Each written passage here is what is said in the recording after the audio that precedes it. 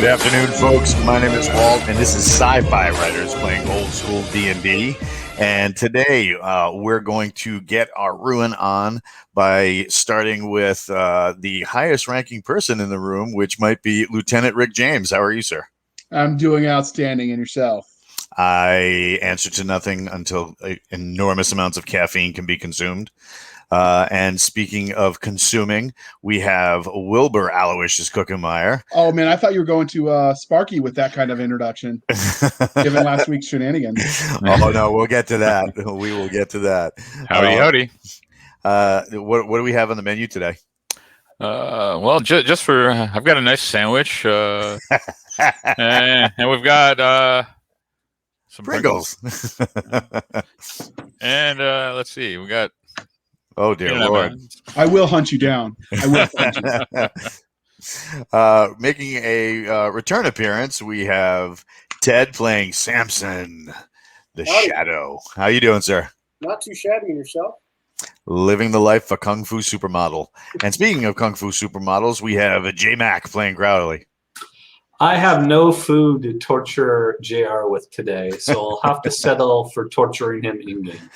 Did was it horrible to lose our friend last week? I cried so long.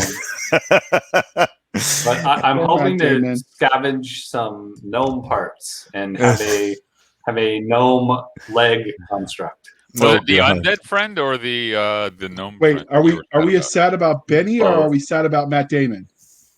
Oh, I got two eyes, two tears, one for each. Okay. Who is that, JR? I thought I had it off. Sorry. Speaking of thinking he had it off, we have Bren Villa Nueva, and until everything thought it was good, it came crashing down in a torrent of violence. Yes. And are you still picking gnome out of your teeth? Yes, I am, and I have to admit, I felt kind of good last week. It still feels good this week. And joining us, we have Galaxy's Edge insider Eric playing Nolan. How are you, sir? Hey, doing pretty good. Glad to be here. Honored to be here. Awesome. And Captain Kilgosha wants to know, is Benny still dead? You'll have to watch and see to find out. So, Eric, tell us a little bit about yourself. All right. I'm 34 years old. I've been serving in the Navy for almost 16 years now. I used to specialize in intelligence, particularly imagery analysis, and then had to do a lateral shift over to shipboard firefighting and Seaburn.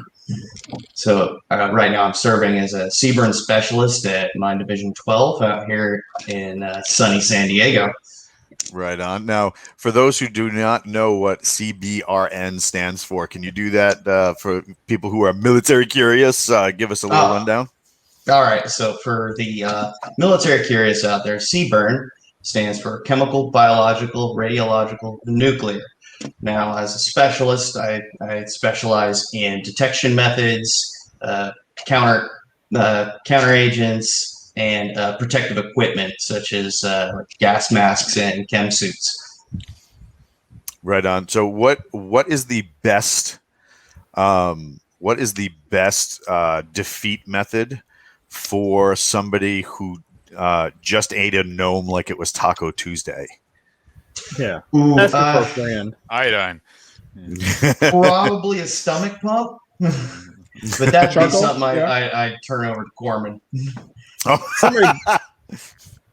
go ahead. Somebody give me a plunger. Right. Need to take a second to thank Sanukin for subscribing, even though he's on the channel. That is awesome. Thank you, sir. So when last we left our intrepid heroes, the crew reassembles themselves. Last episode, the crew reassembled themselves to take on the Temple of Fang and Fog. They were confronted by a mercenary force of ghouls that challenged rock powers to a duel. Using the Crimson Cloak, Rock takes on the shape of an undead warrior, trashing their commander and basically taking all her loot. Driving off the rest of the mercenary crew, the crew continues to their own onto the temple, where they confront the undead warlord Darius. In a strange twist of fate, Rock Powers detonates a C4 block, destroying Darius, most of the temple, almost killing Sampson in the process, and destroying Matt Damon, the undead skeleton who has become a treasured part of the crew, especially since with 4 arms, that dude can carry a lot of treasure. When everything was all settled, Benny was hiding. Benny, the Master Sergeant, was hiding in a back passage, recovering one of the mercenaries back to health when a massive engine of fur and violence crashed into the space, killing the undead mercenary and taking Benny's head in the process. We now recover to the beach where the first sergeant of the ranger crew you guys rescued have been busy at work trying to set things up for your return.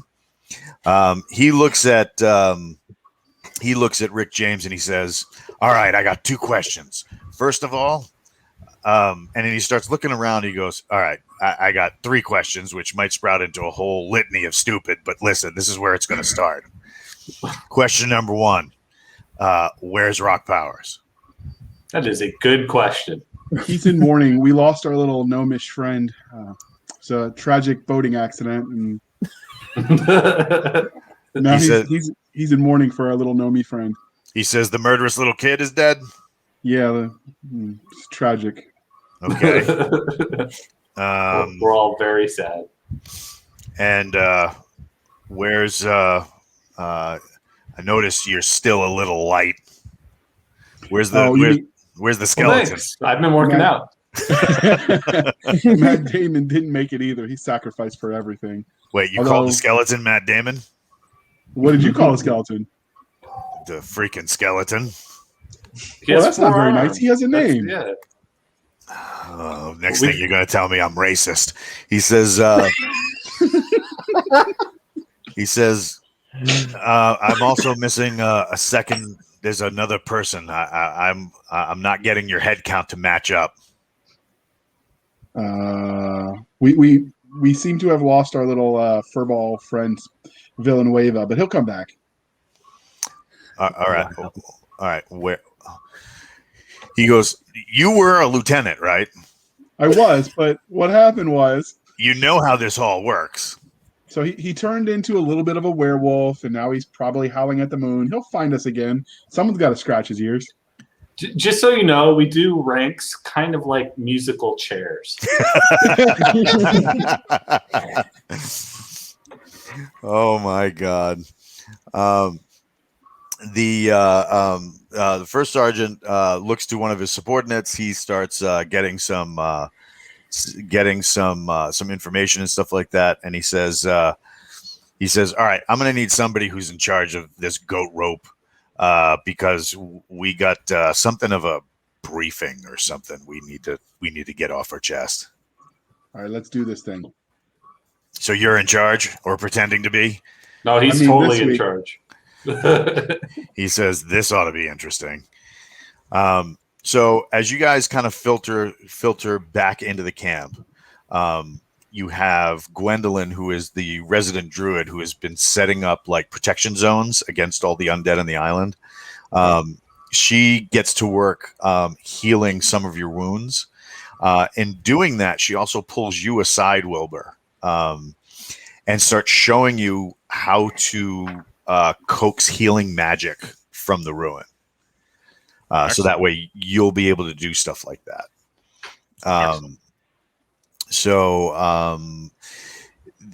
You start getting your wounds tended to, you start getting some healing done. After a little bit, everybody kind of like regroups, gets your, kind of recovers, gets all your stuff together. Sampson, what are you doing? I am just kind of eavesdropping around, trying to gather any intel about if anything is mentioned about this Knight of the Old Sun fellow that I'm after.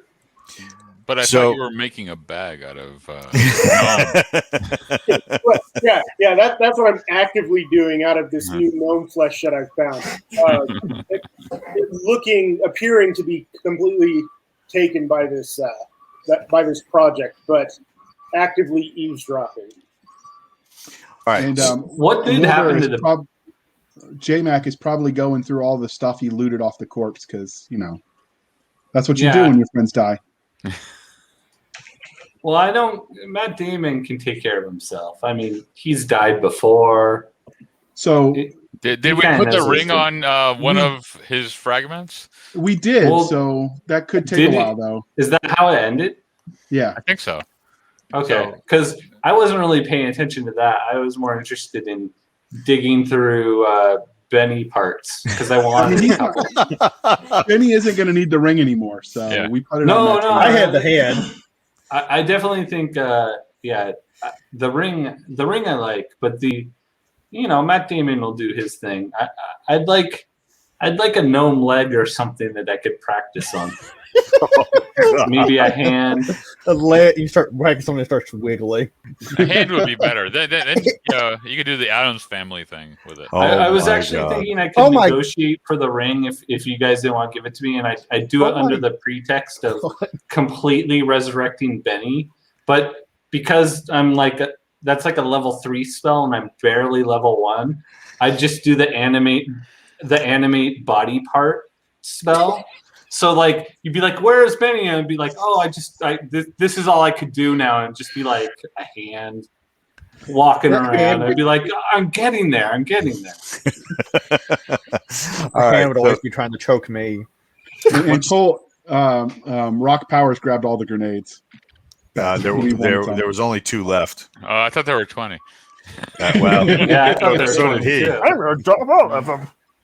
I threw all 20 grenades. At the same time. Yeah. Okay. So you guys that was weird.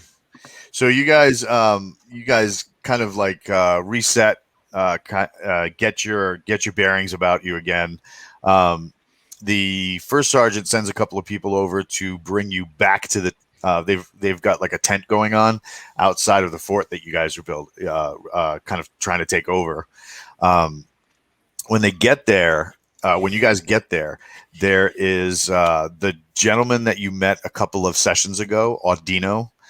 They were the spirit talking elvish warriors that you guys met. He's in the tent along with the ranger captain. And the captain motions for you guys to come in. And then, oh God, what are they predicting in the chat? What to do about Benny? Weak toy. So it motions for you guys to come in. The captain is got like a little notebook, and he's like, "All right, so let me get this straight. You're missing your commander." Yes. Wouldn't say we're I'm not really missing him. Yeah. Okay. You're also missing a couple of crew members. We had some battlefield casualties. We're working on resurrecting one of them. Resurrecting. Is that a thing here? No. You don't do that where you're from? He's like, "Man, I'm from the Bronx. We hope that when it's dead, it's dead." He says, Me "All right." too. They are so chatty. He says, "All right, so this That actually does bring up a good point. Since Benny's dead, can Crowley hear his remnants? Only if he's undead." Okay. So, God, they are being so malicious in the chat. All right. So he says, you guys remember Audino, and he points to the commander from the Elvish contingent. Okay. He's coming from the other side of the island. Apparently, the sirens that you guys were going to expeditiously murder are reaching out. They want an audience. but he's also detected one of your missing crew members moving into an area that you have previously gone through. You guys, I guess, fought some mercenaries. We did. So their little stronghold they have on the way to that big temple you guys just fought at, they apparently your crew member was seen moving into that area. They want to know if you want help going to get him. Sure, that would be helpful. Who is it? You lead the way. I mean, if it's the corpse of Bryce Michael Christopher, I think we're good. Right? He says, and I can't, and he has that look of like permanent indigestion that you see on company commanders, when they have to say something extremely unpleasant in mixed company, away from trusted advisors. And, he gets that like look and he says, apparently one of your guys turned into a werewolf. Yeah, that's Sparky. He'll be okay. Oh yeah, he's one of ours. We want that one back. So you want? Are you going to go get him? Sure, but We should probably bring pants. we should probably do that. But yeah, pants would be good. Do you have someone capable of making some trades? We've got some equipment that we could use silver weapons to fight the undead for. Whoa. No, you're trying to kill me, you bastard. I I know how this works, JR. He says, "Man, I barely have pants myself. Where am I going to get silver?" Okay, well, just trying to be frugal. He's like, "All right, so." Before he does that, because I'm a generous person, I give him my illustrious coin. You do? I do. Oh God. I tell him, take this, my good man. We appreciate your assistance. He says he like looks at it and then he stuffs it into the front of your armor. He goes, "I don't work for tips." Wait, was that a challenge coin to the Elven commander? No, it was a challenge coin to a Ranger Company CO.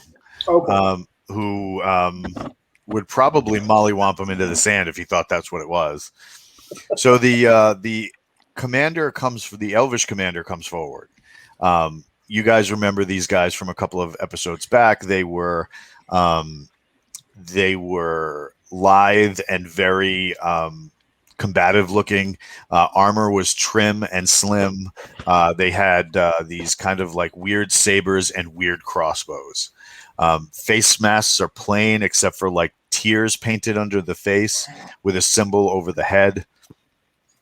He says, "Friends, we have noticed," and they have like a little, they have like a piece of a ship propped up like a table, and it looks like they've used some wood out of the fire as charcoal to kind of draw a map.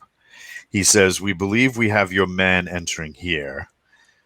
We have other things to deal with on the island to keep the undead from moving this way. But if you venture back to this area, you should find your comrade. To assist you, we have brought along a friend.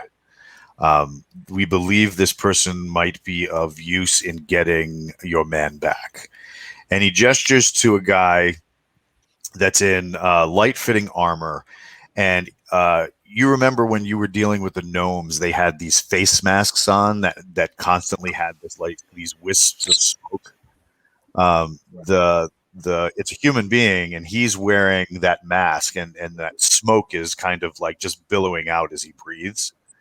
And he introduces you guys to Nolan, which is Eric's character.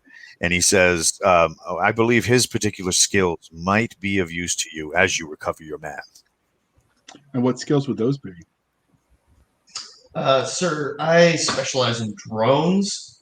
If you need help searching a large area, I can pop a few up and we can take a look. Okay. Now, the way he talks and the way that he starts addressing you guys, now he's a little older than you.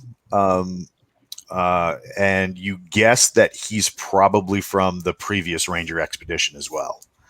Sampson, you recognize him completely as one of the special drone operators from your crew, but he does not seem to recognize you because, you might not have shaved or been a half orc when, Right. he saw you the last time.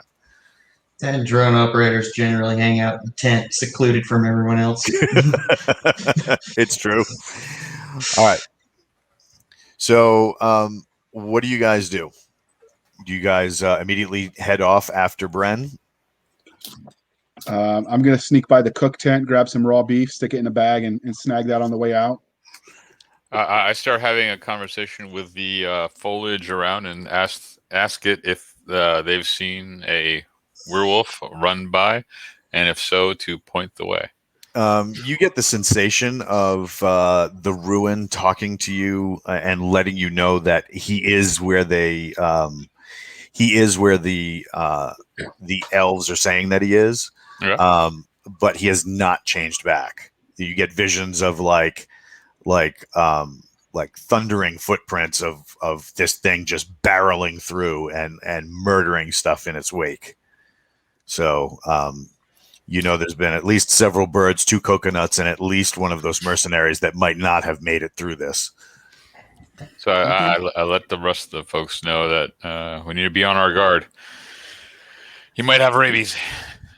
So it's daytime and he's still transformed? Yes. All right, so let's get this show on the road. Does he have any leftover Benny? Because I really do want Benny. Okay, Matt, that'll incentivize me to. if you want the Benny pieces I have, you're gonna have to wait a little bit and go. It'll come out eventually. Oh my God! Yeah, can you imagine if he ate the entire skull? That thing's going to come out sideways. All right. I don't want that. All right. How much bleach survived the ruin? What is it? How much bleach did we manage to bring with us? Yeah, you're gonna need a little bit. All right. So you guys take out grab your usual accompaniment.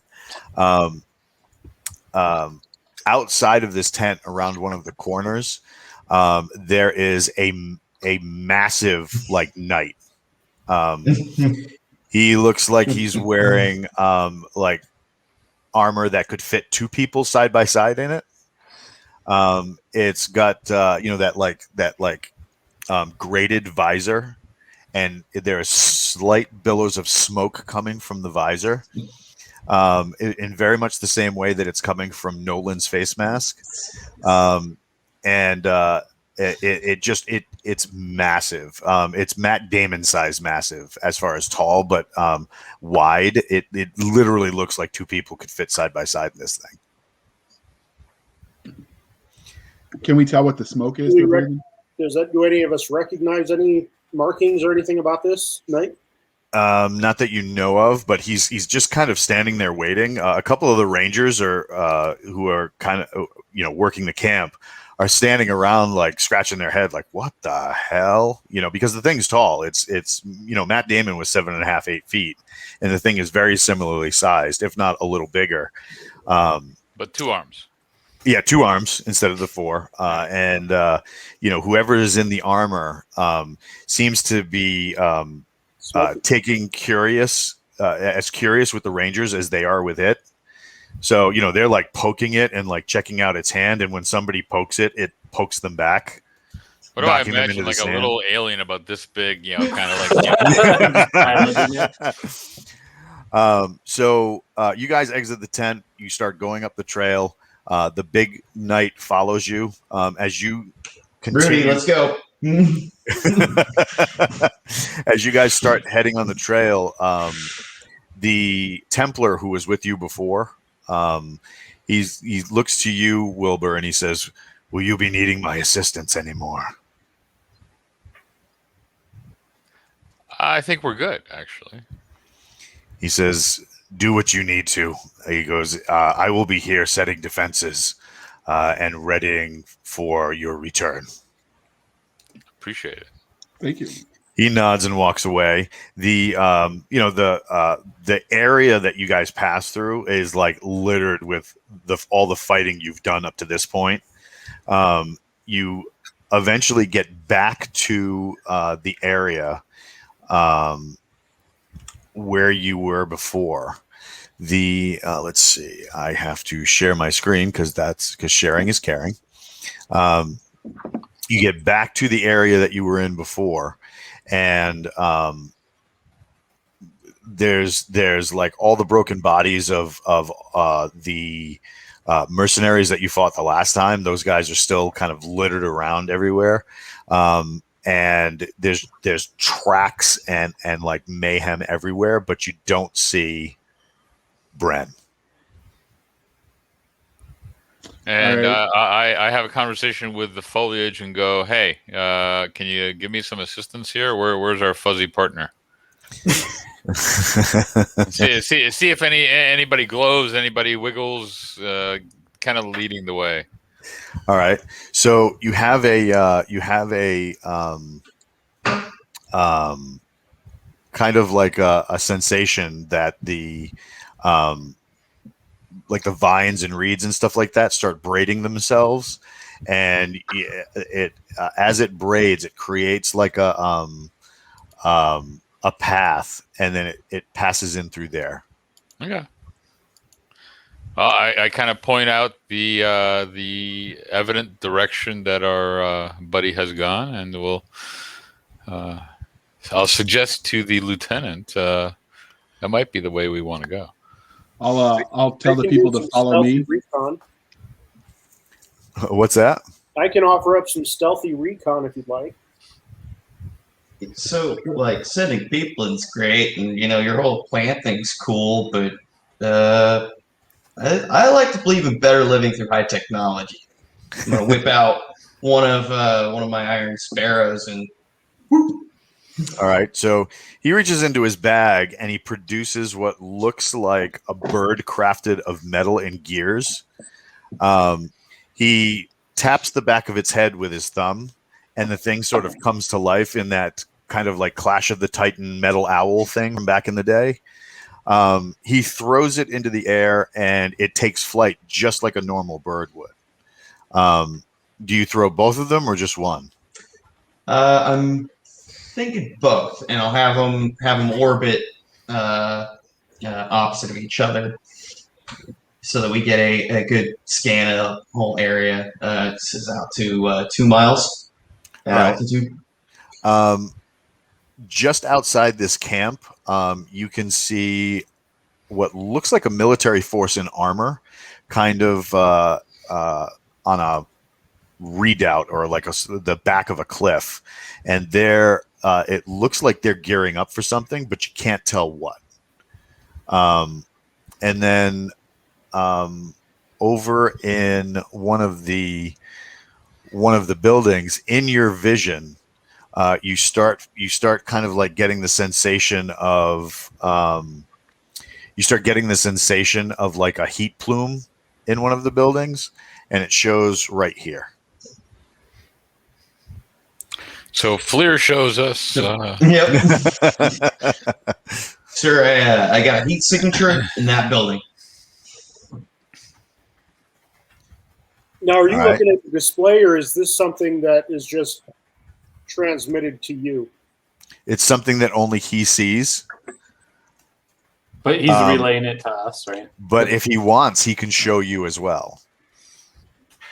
Yep, I will. All right.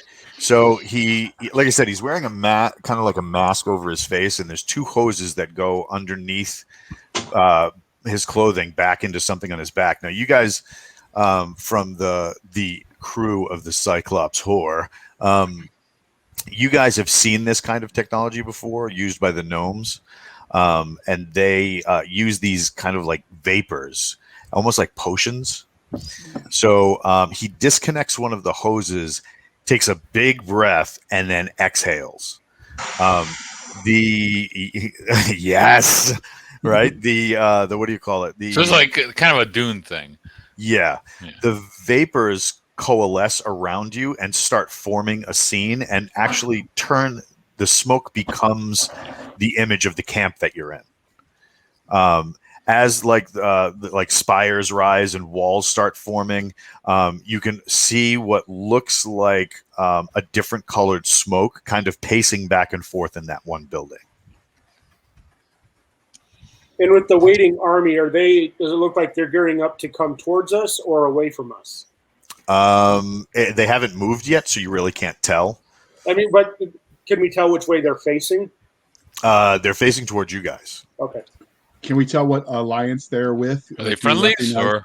The armor that you're seeing from these guys, they can't really. The drones aren't really. They're not so advanced that you get like super high detail. It's not like a crime drama where they can take a 200 pixel image and turn it into a 1200 pixel image just because. But if you had to guess, you would think that you're looking at the same mercenaries from before. All right, then I'm gonna turn to Nolan and ask him what the carrying capacity of the birds are. Of an unladen swallow. His iron What is sparrows. airspeed velocity? Well, they're So medium, I asked him so- if they could carry a little bit of meat and we could leave some bread trails. As I understand it, they can. How are you going Alright. to turn that meat into bread? He's gonna carry a little bit and drop it and lure the puppy out of the building because we do not want to face it trapped in a small place. All right, so you're going to Look, leave a meat trail. I'll go get it. I'll go get it. I'll go get Brent. Now, this is how you get eaten. I don't want you to get eaten. No. Look, so nobody wants to give me a Benny part, right? No one wants to give me You know what? JR like said that. a good ankle bone or a femur or something. All right, I'll walk in there. No, I'm not Yeah, letting you play. JR's these the shenanigans. leader. No, because I'm going. Fine. Because I have I still have the rib bone from that snake thing that we fought. So I take that out and I start walking toward it and waving the bone and whistling. Here, boy. Here. And Come here, I'm boy. gonna follow him with a little bit of meat in my hand, ready to throw it like doggy treats, like puppy treats. All right, so Crowley is moving up to the building. All right, Yeah. there's a doorway over here, and then on this side, there's a ladder leading to the roof. Hey guys, I just realized I have a blowgun with some sleeping potions. Should we try that? No, that's too smart.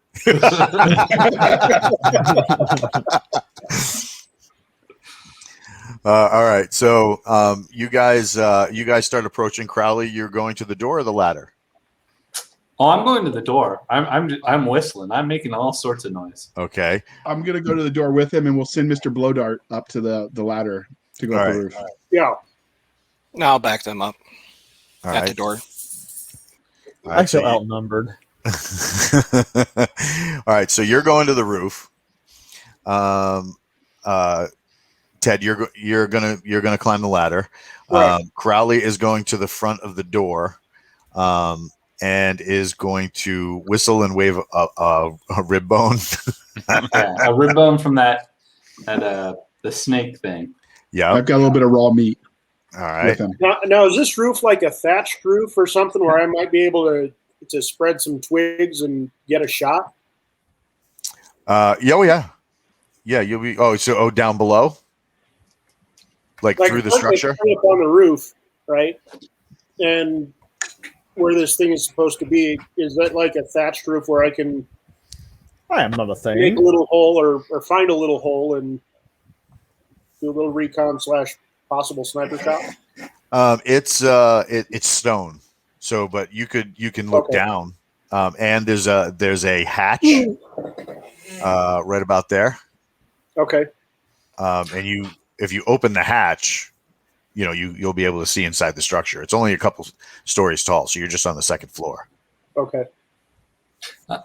I'm telling you guys, like, we already know he likes Benny treats. This would work a lot better with a Benny bone. So, Nolan, just so that you know what's going on, last adventure, Bren, the one of the assaulters, had a bout of stress-induced lycanthropy, Oh, wonderful. and he ate one of the other crew members. It happens. All right. And that's what they're doing now. They're tracing him. But he not only ate one of the crew members, he also ate one of the mages that was helping you. Several mercenaries. he's having I a was bad. busy.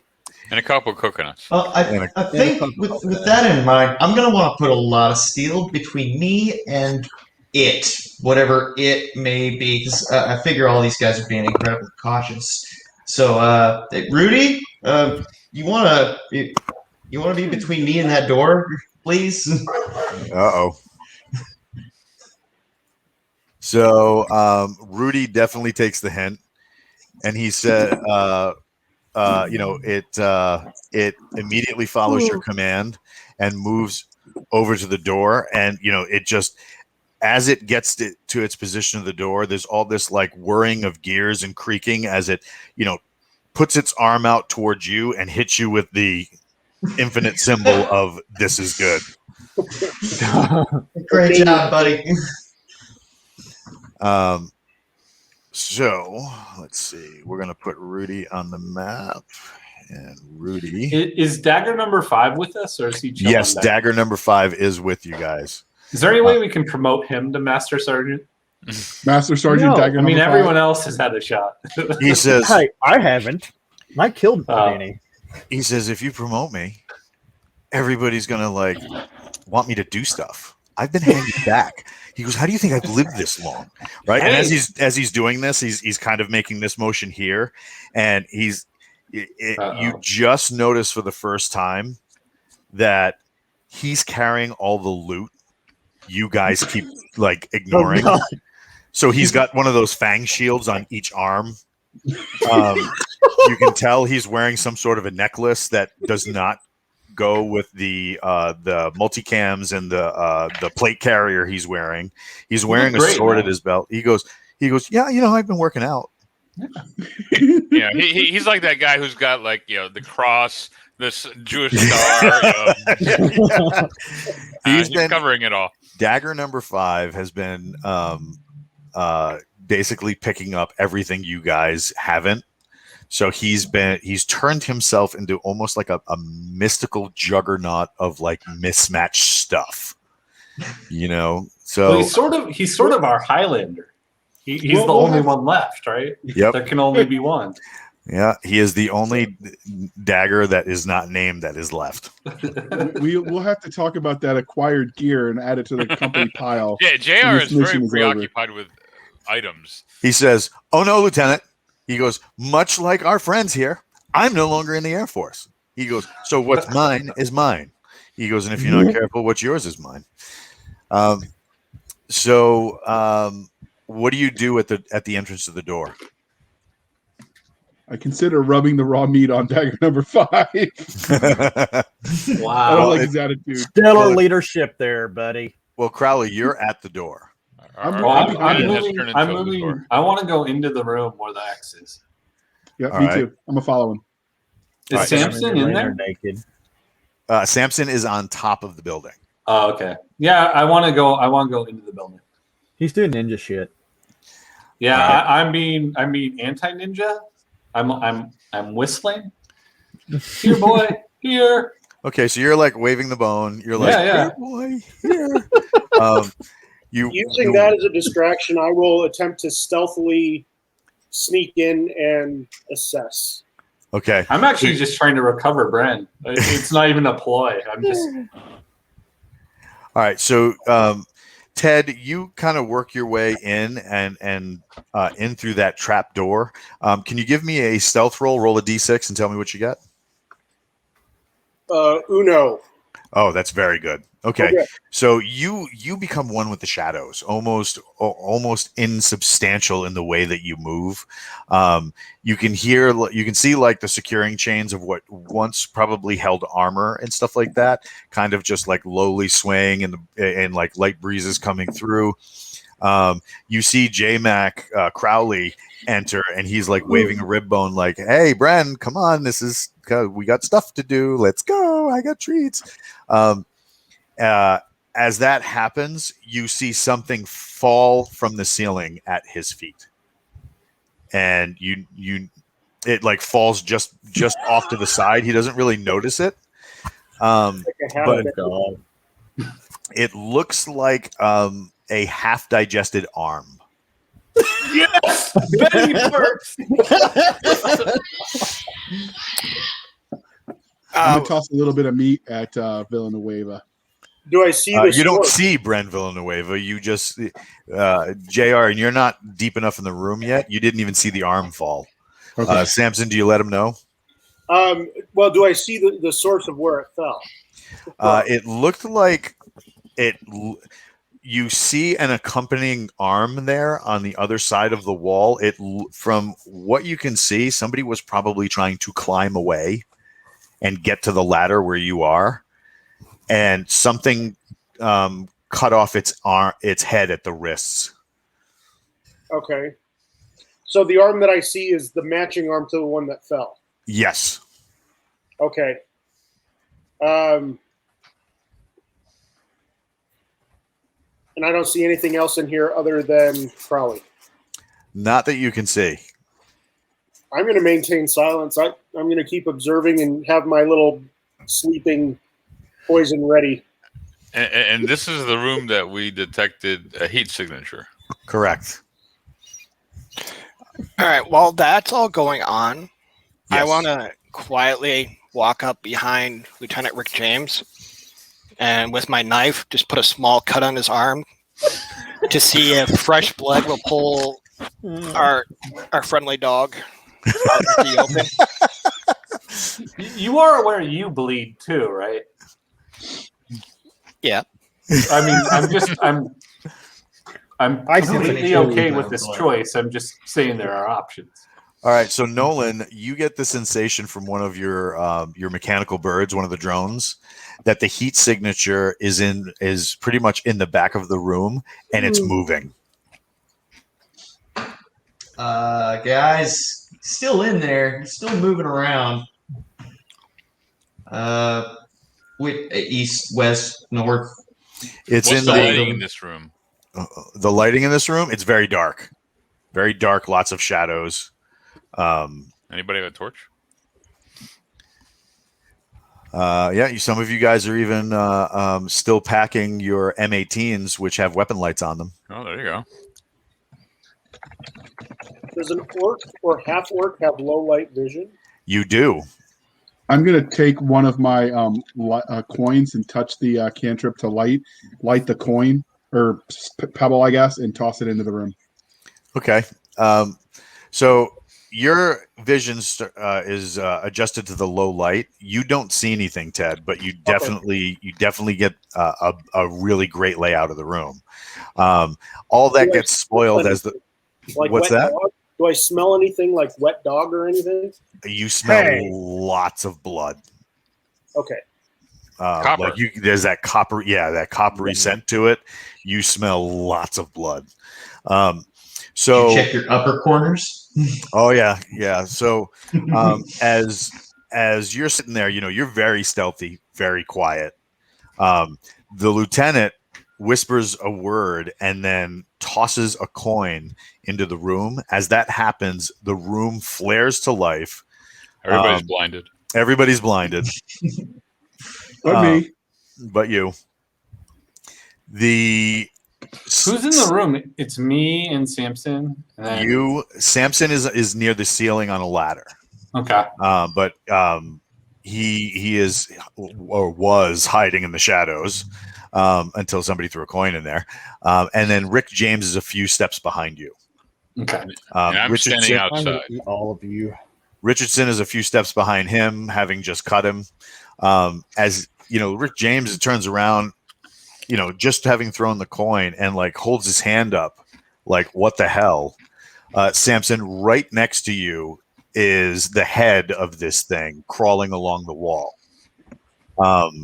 It's massive. You maybe 9.5, 10 feet tall. The head itself looks like it could swallow most of your upper torso. Is it Bren though? You guys look up like, You see a mustache? there is this this wonder. massive beast crawling along the wall. It is right next to Sampson, but doesn't seem to take note of him. And you can see his nose aimed straight at Rick James. Dagger number KTF Fiend says we should light dagger number 5 on fire and toss him into the room. None of this messing about with. No, I love dagger number 5. Out there, you hear, when you guys are like, "Oh crap!" Nolan, you get the sense of the armored sentinel wanting to know if it should enter the room, which would be bad for everybody because it would probably force its way in. Yeah, I don't think too wide to enter the door. Do you want it to assist? Absolutely. All right. Oh Lord. So the huge, massive beast drops down to the floor, and you get that like that deep, heavy growling as it's starting to stalk forward. Yeah. It raises up on its hind legs, its head almost striking the ceiling. Right. It seems like it's waiting for something. Because it hasn't attacked yet. Where's our blowgun? Yeah, I was gonna. Is this thing like underneath me, or I could just drop on it with a dagger now? Yep. Or shoot the blowgun. Would I be able to assess if my little poison dart would actually phase this thing or just piss it off? It's going to take a round or two before the poison actually takes effect. So just stay up out of reach. Well, but yeah, I don't think any of us have silver weapons though. So like, he's a werewolf. He's probably gonna out heal us. Some of you have mystical weapons though.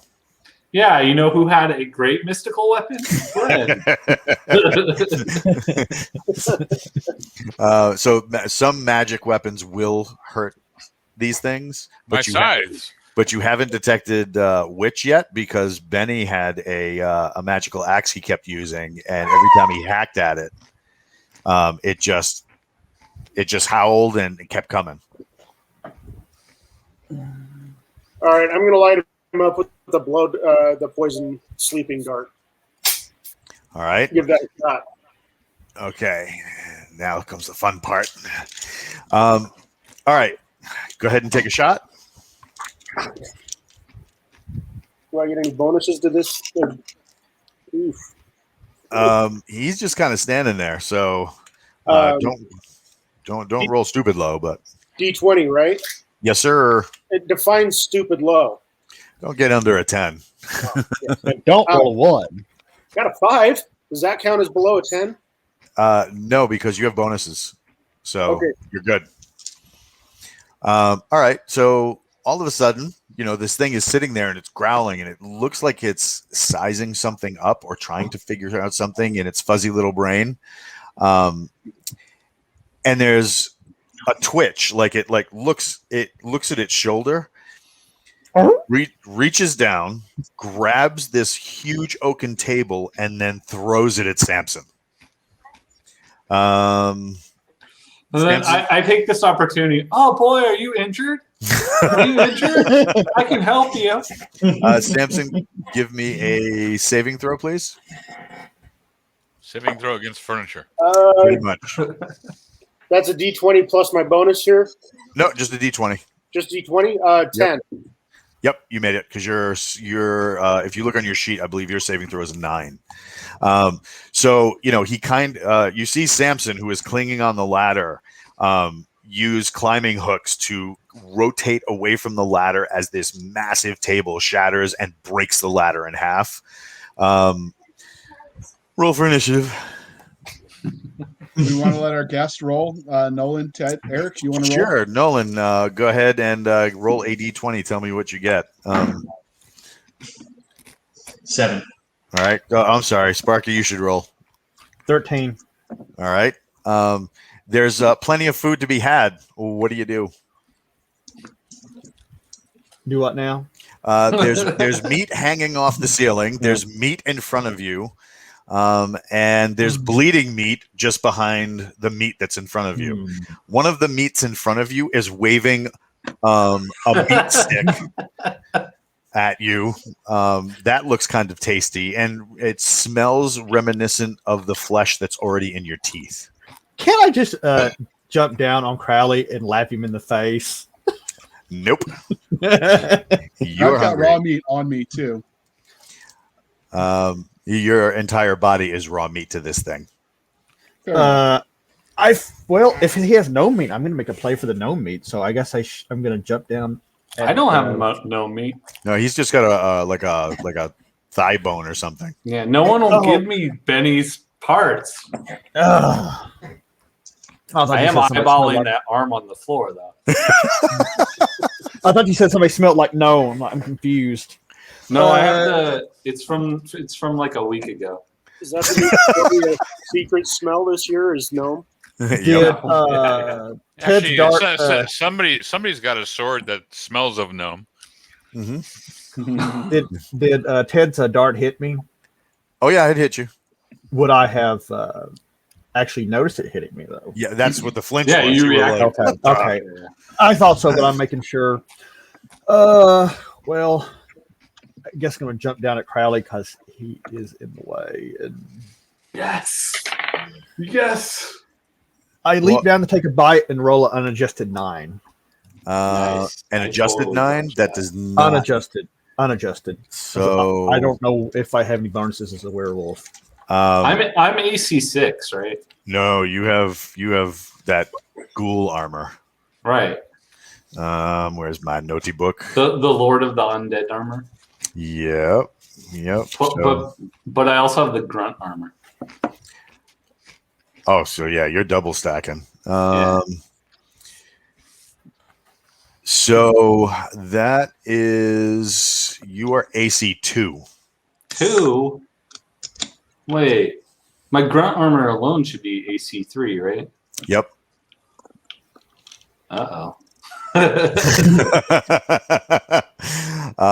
So you're AC 2.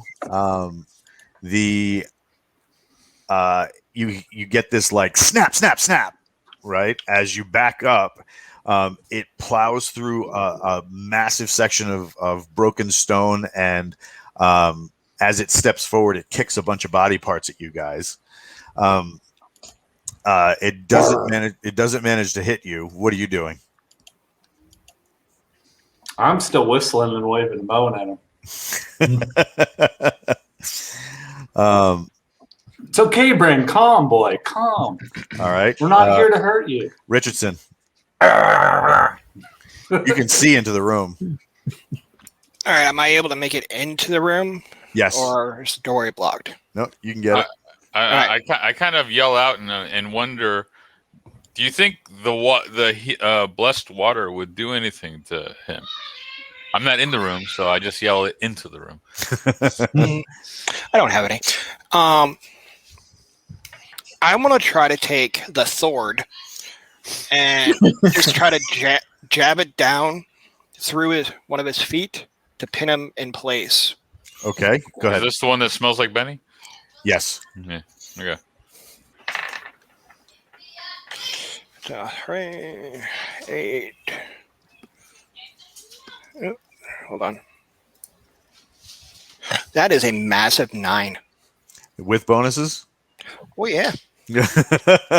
All right, so you pull out this sword that the longer you wield it, it gets heavier and heavier. You put it in your hand in an epic, like Thor Ragnarok, go to slam this thing right into his feet, and it lands in between, just to the side of 1 foot, and you're nose to nose with this thing now. He licks you. Let's go Good to teeth. Booger. You should lick it to confuse it. So, am I? So I was standing just kind of outside the doorway. Do I have a visual? Yeah, you can see him. Okay. So I'm going to actually go ahead and see if I can splash him with some of the blessed water that I still have. And, Go for it. I guess I have to roll, and I roll a 17. It splashes all over him.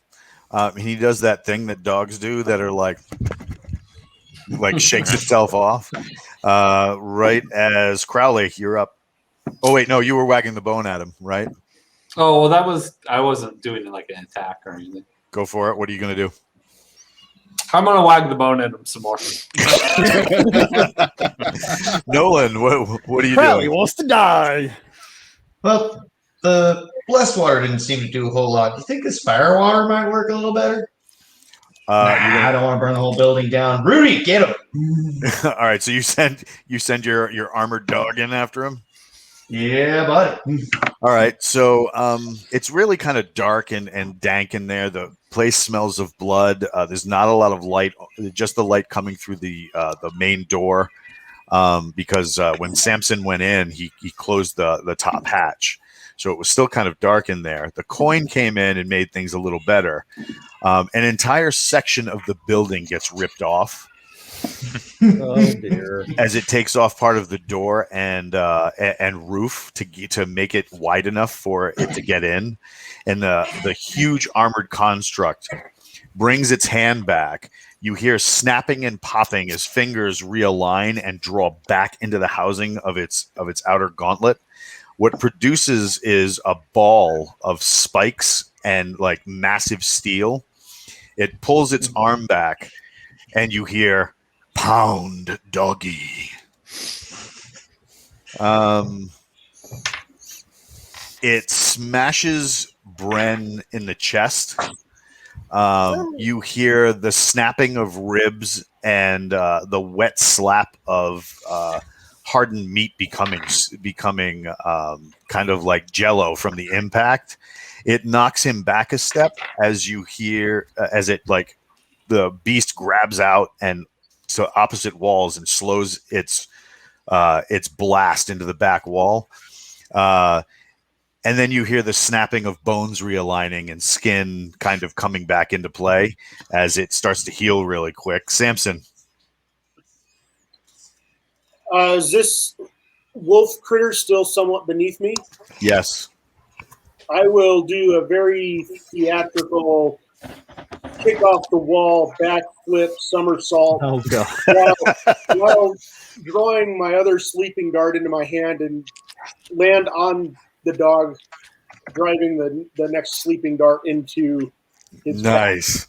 Give me a roll. Unaltered 3. Ooh. Oh, Better than one. So Lands on his face, breaks his nose. you see Richardson slam this sword into the what do you call it? Into the ground next to his feet. And then he starts reaching for his own weapons as all of a sudden part of the wall gets ripped away, shining this light onto Richardson like, ah! And right as that happened, Richardson looks back and this construct comes through and basically donkey punches him right in the back, right into the center of the chest. It knocks him back just as you're like ready to jab the plunger right into this dude, and you land right next to Richardson, where you guys are pretty much now nose to blows with this huge beast. Rick James, what are you doing? I am using my spell of the day and casting sleep on Villanueva. All right, so adding to the plethora of drugs that Sampson has already put into it. Absolutely. Sparky, give me a saving throw. 16. And then give me another saving throw. 10. All right. So you push your hand toward this thing, JR, and say a couple of words. There's kind of like a shimmering of the air, kind of like when you get severe heat over concrete. It kind of like pulls back and waves its nose back and forth, trying to fight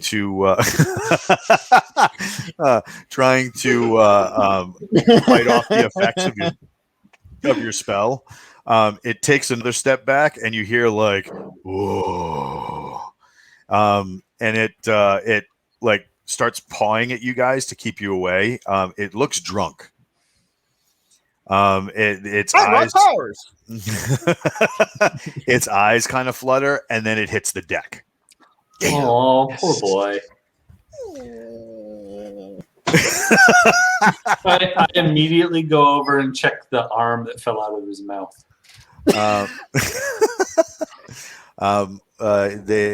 They look like the arms for the Scalvos, those undead mercenaries you guys faced.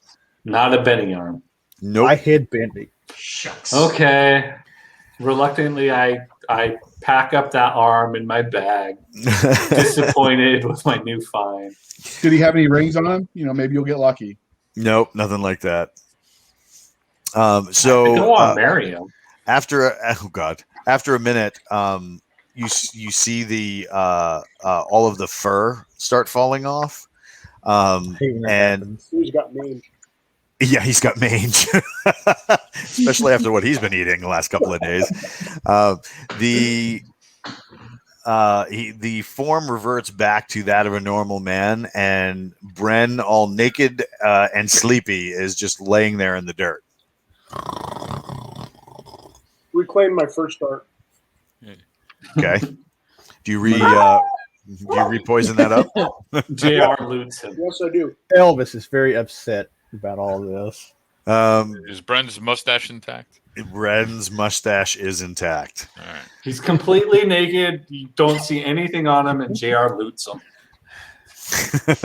I don't want to know what that scene looks like. In his jail wallet. I feel harassed. His jail wallet. JR is touching me in my no-no spaces. I don't like it. All right, what do you guys do? So he's human now? Rudy, high five. Rudy gives you that like thinks about high-fiving you, and then has to change his hand back to his regular hand before doing so. He is human now, yes. Okay.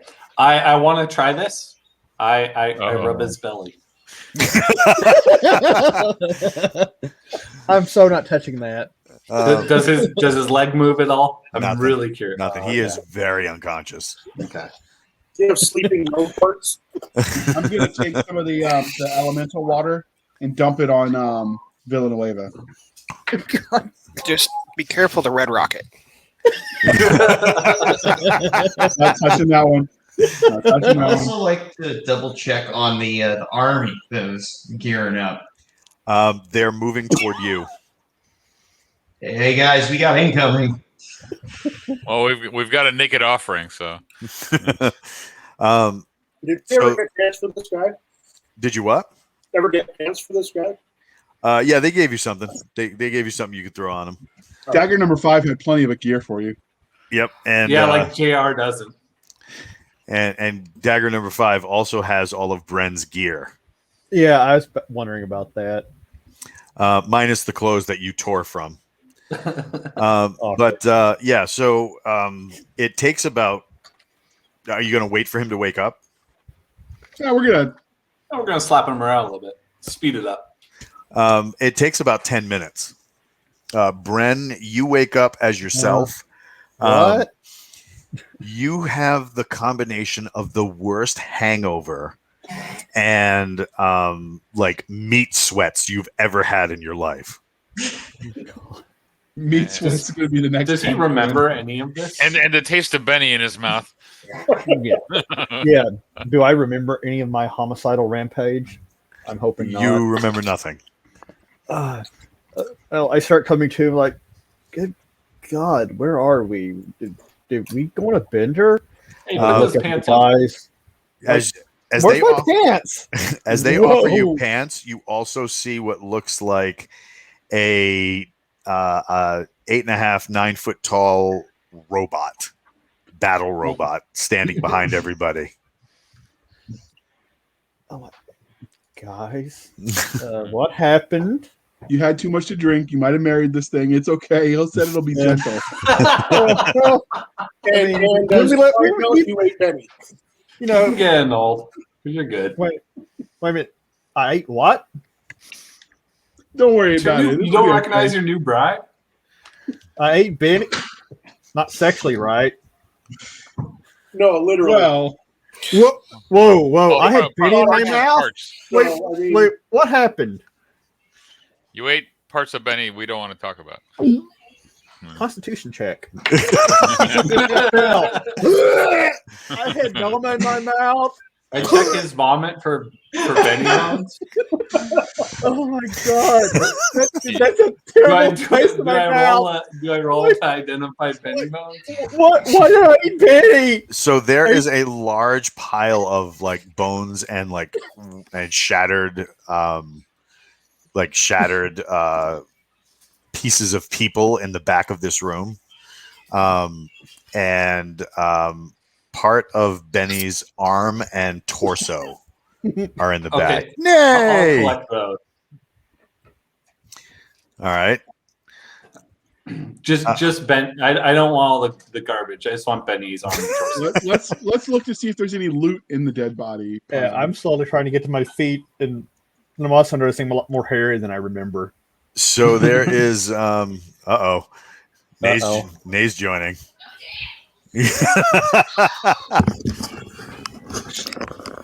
What's shaking, sister? How are you doing? Hi. Getting ready to go to work again. Make sure, Bren, you pay the child support on the puppies you have with that contract. All right, don't be a deadbeat dad. Yeah, we're doing all kinds of sparkle pups around the island now. Oh yeah, all sorts of sparkle pugs. I just want to say hi. I'm off to work again. Lovely. Well, like we said before, you have an open seat anytime you want to come back. When I get a Friday off, I will definitely be back playing Eleanor. I wanted to cast Phantasmal Force on JR and turn him into a T-bone steak, so maybe Bren will go after him, but I'm not there to play right now, so.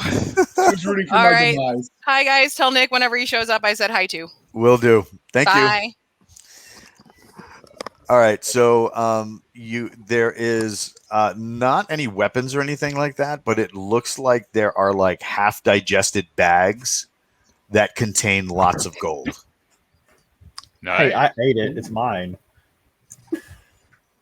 Yeah, don't give it to the loose gold. I'm gonna go start getting the gold and sticking it. Yeah, I figured it. Yeah. I point at Jared like, "Hey, wait a minute.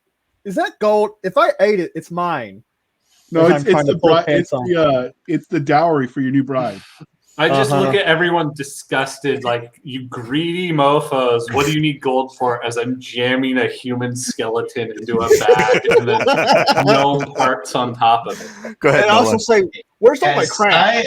I love looting as much as the next guy, but we do have incoming. You know, how much gold was there? That whole army that we spotted earlier, they're in rank. How much was that gold? Just asking for a friend. Are you going to stay and count it? So I'm just grabbing stay and count it.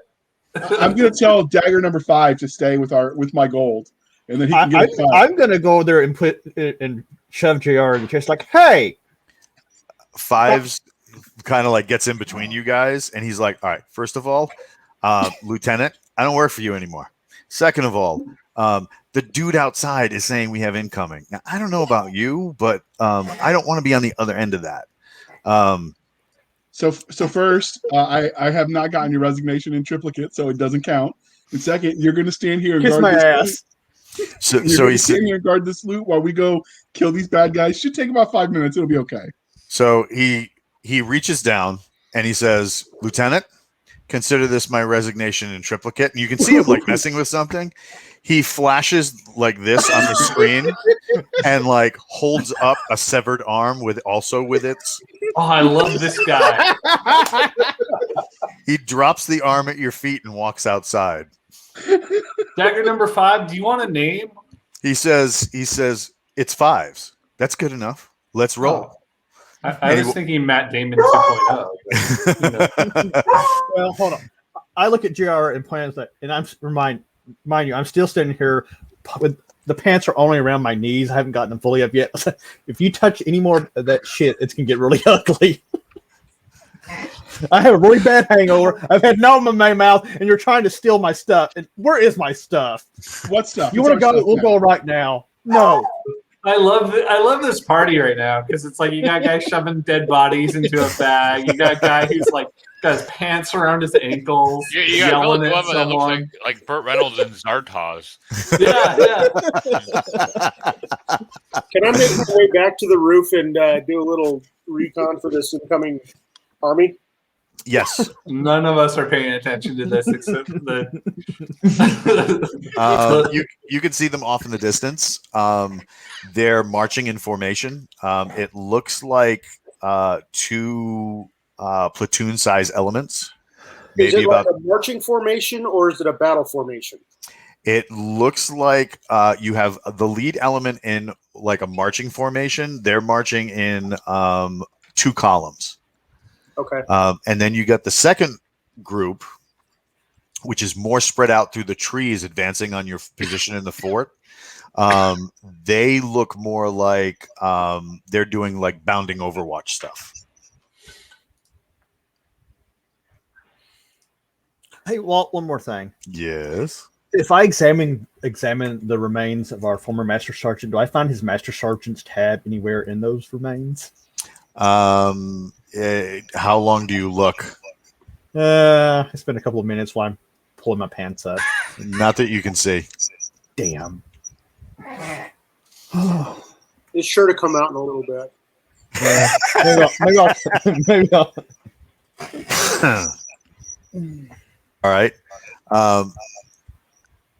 Do you guys get like armored up and ready to repel, or are you guys just getting out of dodge? So I shared the link that I think Villanueva is all dressed up. Burt Reynolds, he is. All right. So where do you guys go in the fort?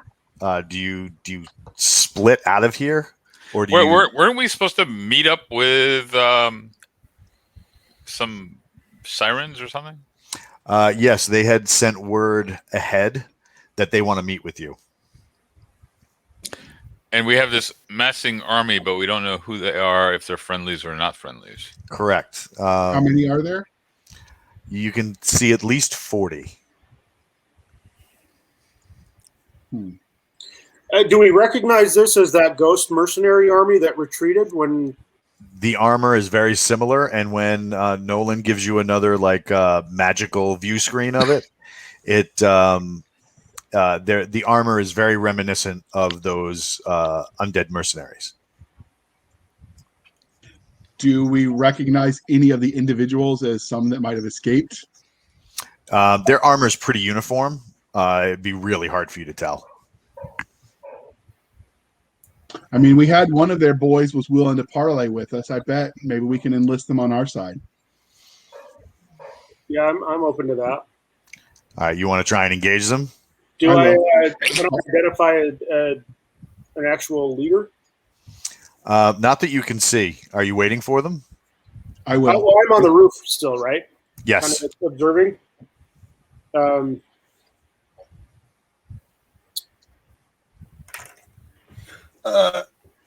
I'll walk out slowly with my hands in front of me.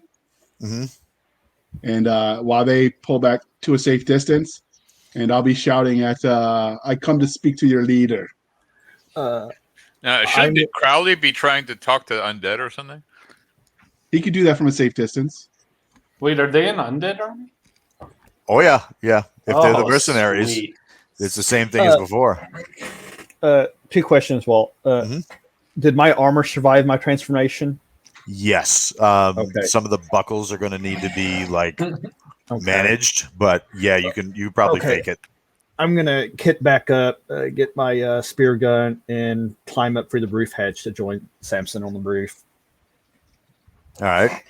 Leaving my gold for me for later. I'm gonna give you rabies. I'm gonna walk out and I'll be standing by Crawley. Okay. So what do you call it? It takes a few minutes for them to get all the way up to you. Nolan, where are you positioning Rudy?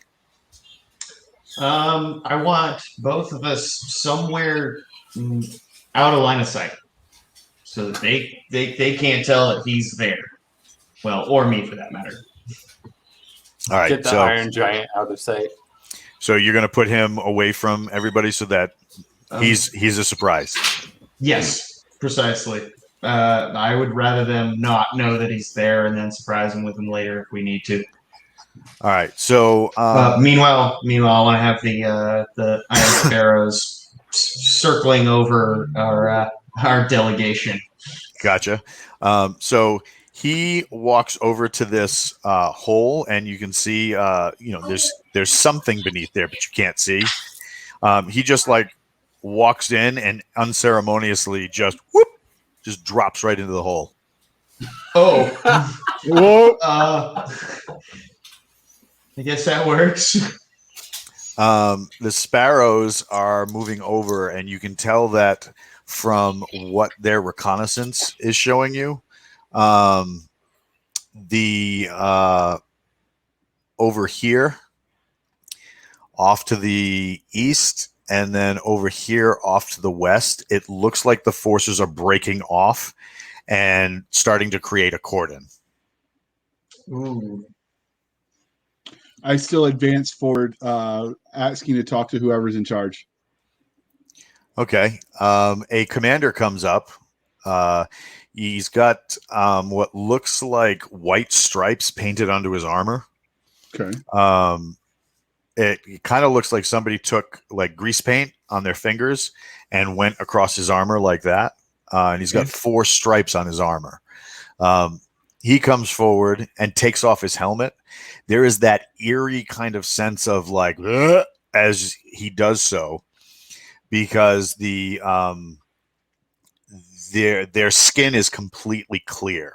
So like it looks like looking at something through jelly. So the only thing you can actually see are their eyes, which are kind of like a golden or yellow.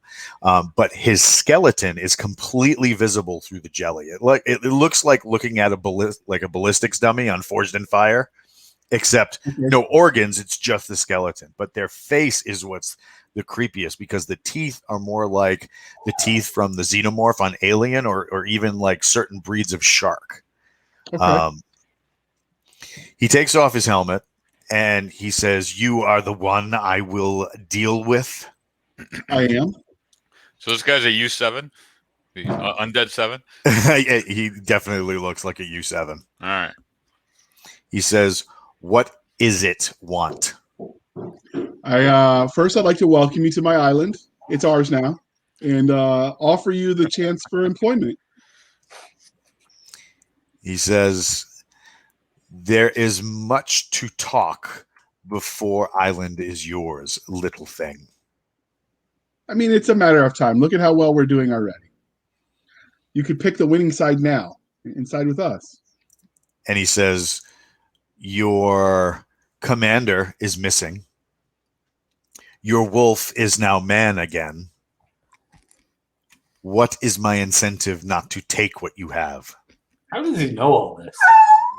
So Whoa. Wolf Man can switch at will. You don't want to make him angry.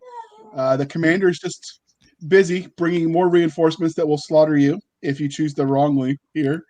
And not all is not as it seems. We have Hulk. He says, "You do not sound as confident as those before you." I am That's alive. because he's just They a- are not. What's that, JR? I said I am still alive, and they are not. That is all the confidence I need. You can move me up a little because I'm kind of on his hip. Yeah. Gotcha. Okay. He says, "I deal in 2 things, blood and gold." He says, "Give me one or the other, and you may pass through us unaffected. However," and he points to a section of the sand that is like covered in blood. There is what appears to be a headless body there. He says, "That was Aolissa, our commander for many, many years. She died in honorable combat. If your commander who slew her was here, we might have come to terms. He goes, the only terms I will suggest or I will tolerate now is gold and blood. Hey, I cut her. I cut her, man. I cut her. So what happens to your army if you died in honorable combat? He says it would go to the next man, as is our way. And he kind of, as J-Mac was like, I cut her. He steps around you, JR, and he says, how is it that you speak as we speak? It's not that hard. And he's talking to J-Mac. He's talking to Crowley. It's a gift. I pick up on these things. I'm really good with languages. I'm a people person. Undead people person. You say you're people of blood and gold, but I don't see either. I mean, look at our man over there. Look at Villa Nueva. That is a dude who knows blood. Can I call some blessed rain? You want to try and call invoke the spirits like you did before? Bless the rains down in Africa. That's right. Just remember we're on Twitch, so if you start singing, no more than 30 seconds. Nobody wants to hear me sing. Yeah, right. What about the drum solo? Still 30 seconds if it's recognizable. So he says, we don't carry our gold with us. Not in the kind of amount you're probably thinking. He says, but we might deal with you. And he's talking to Crowley. He says, you speak as we speak. This is a point we might be able to work. So you're interested in being my employees?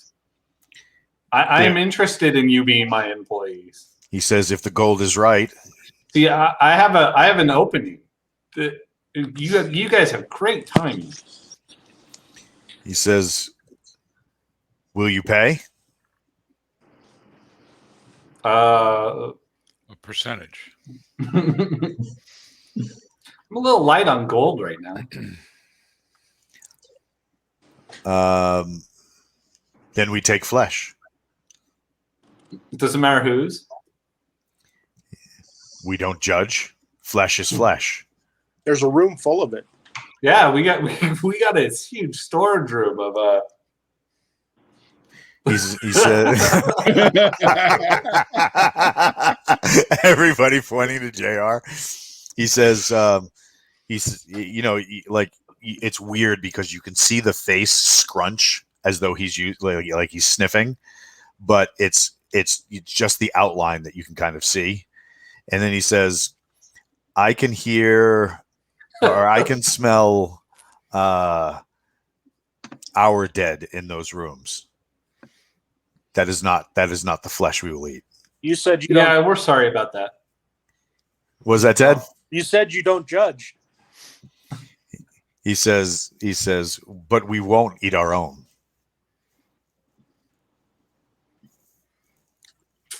Again, I'm giving you the chance to join the winning side. Pick the right side of history. Yeah, I'm saying what this guy's saying. This bag of meat next to me is saying. I'm agreeing with him. I'm also a little distracted by this thing you got going on your shoulder. I hate that when that happens. Like, seagulls get me too. It's just... That's his U7 designation. He puts his helmet back on, and he says, if you will not pay, you will not pass. We're going that way anyway. Yeah, but now I want to. Don't you? I really want to go that way now.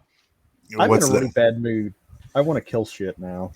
So I'm going to walk up to him with my belt, and I'm going to wrap it around him like this is just a gift to show our consideration. And I'm going to cinch it up on him and pat him on the shoulder, and I'm going to smile at him. He steps away from you. So do I get to roll a dexterity check or something to see if I can beat him? You can try and attack him. No, I'm trying to wrap the belt around him. He is not into this. All right. Well, then I'm going to pull out my lustrous coin and offer it to him. It's just a token of our appreciation. Stop trying to give that to everyone. I've already got more coins in my pocket from the first time I used it. So he takes the coin and he's like, "So you are purchasing our service? I am. It will take more than this." Oh, there's more. There's more. Trust me, there's more. So you start pulling out coins? No, just the same one over and over and over. Yeah, we're gonna be here all day. It's How much more? So he's watching this going on, and you can see him like, kind of like, what? Yeah, I'm doing that too. Nolan, your character is seeing this coin, and what he's doing is he's pulling a coin out of his pocket and handing it to him one at a time.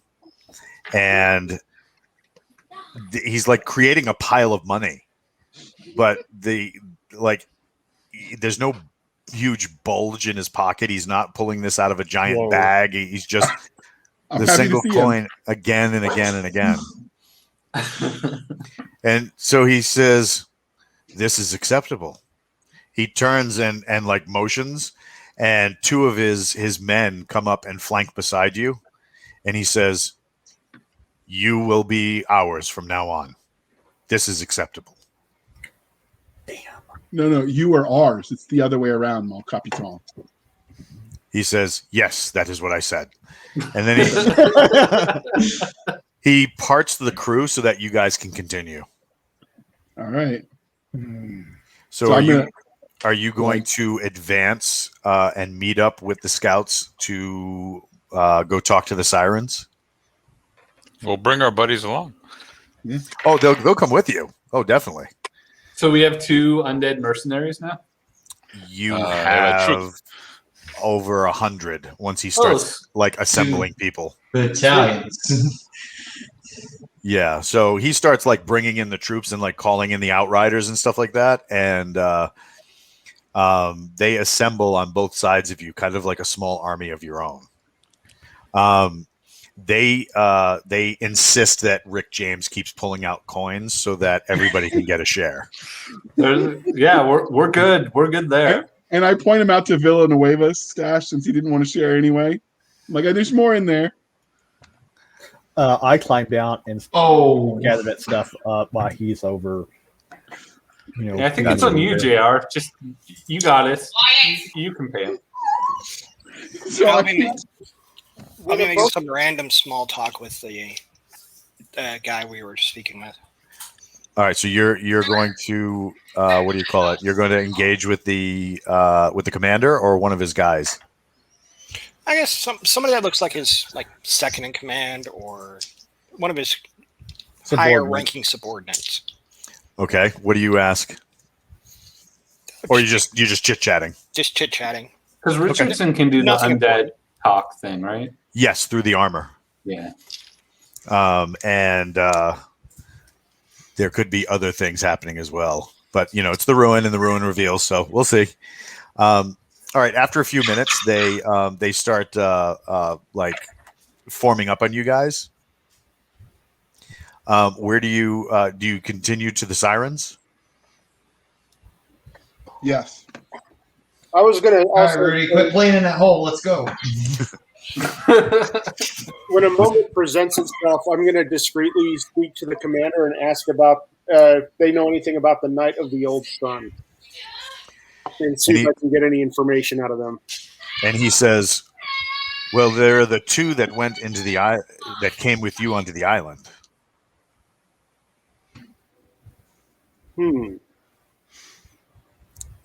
With my group. Yes. But you know that those aren't the ones that you were sent for. I'm kind of wondering, has Benny's skin been scraped and is being tanned right now? I have his torso. You can have the skin and stuff. I don't want any of that. Ew.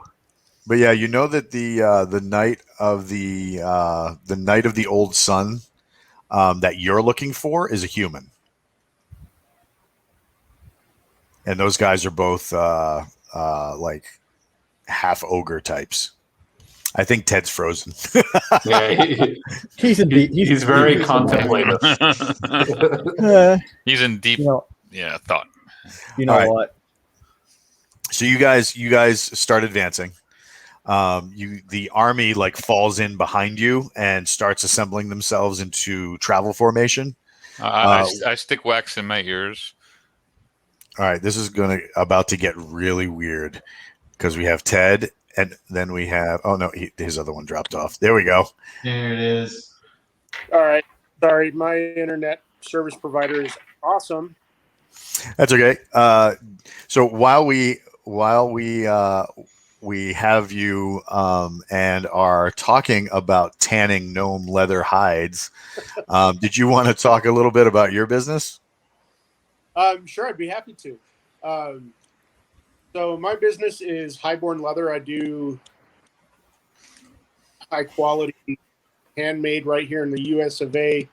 Leather products. I'm working with Nick and Jason on Forgotten Ruins stuff and Galaxy's Edge stuff. Some really cool things coming down the pipeline. That's what you see on the screen is what Nick and Jason have in their hands right now as some of the sample products that we're talking about. It's really fun stuff in the pipelines and cool Now, stuff. how do you do all of this amazing leather work? Well, it's all organic cows. No cows were harmed in the making of these products. That's a complete lie. They're all dead. What?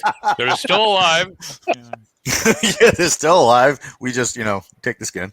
We just take skin. It's very humane. It's organically collected. Yeah. Harvested. Yes. Yeah. Through aliens and stuff. No. So we handpick a lot of the leathers that we're using, and I was raised on a sewing machine in the Army as a 92 Romeo, which that translates to a parachute rigger.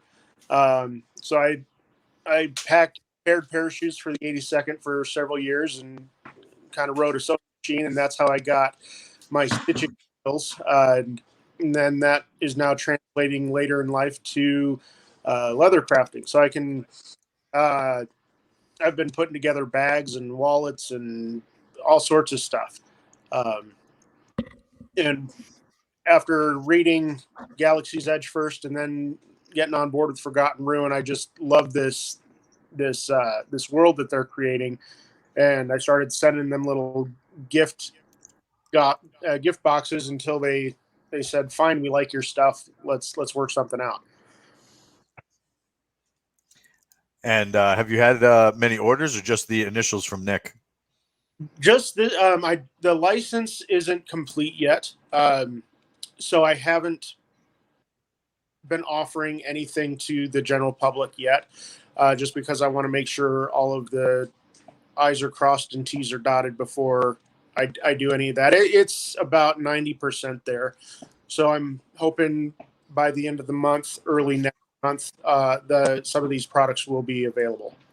And if somebody wants something now, they can go to your website and do that. Yeah, the stuff that's not licensable, I've got some unmarked notebooks and wallets and stuff on there right now. But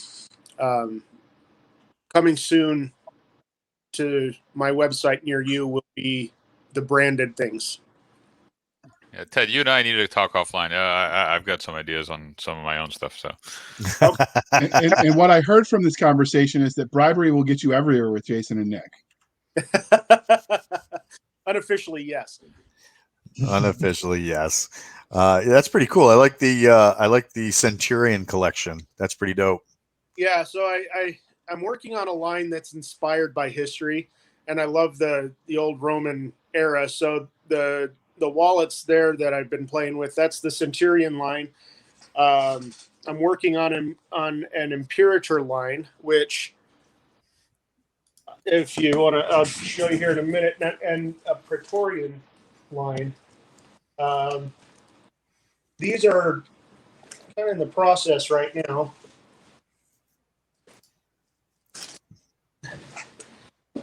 Oh, what do we got? Bags? I've got bags in the works. I bet you can fit a lot of gnomes in there.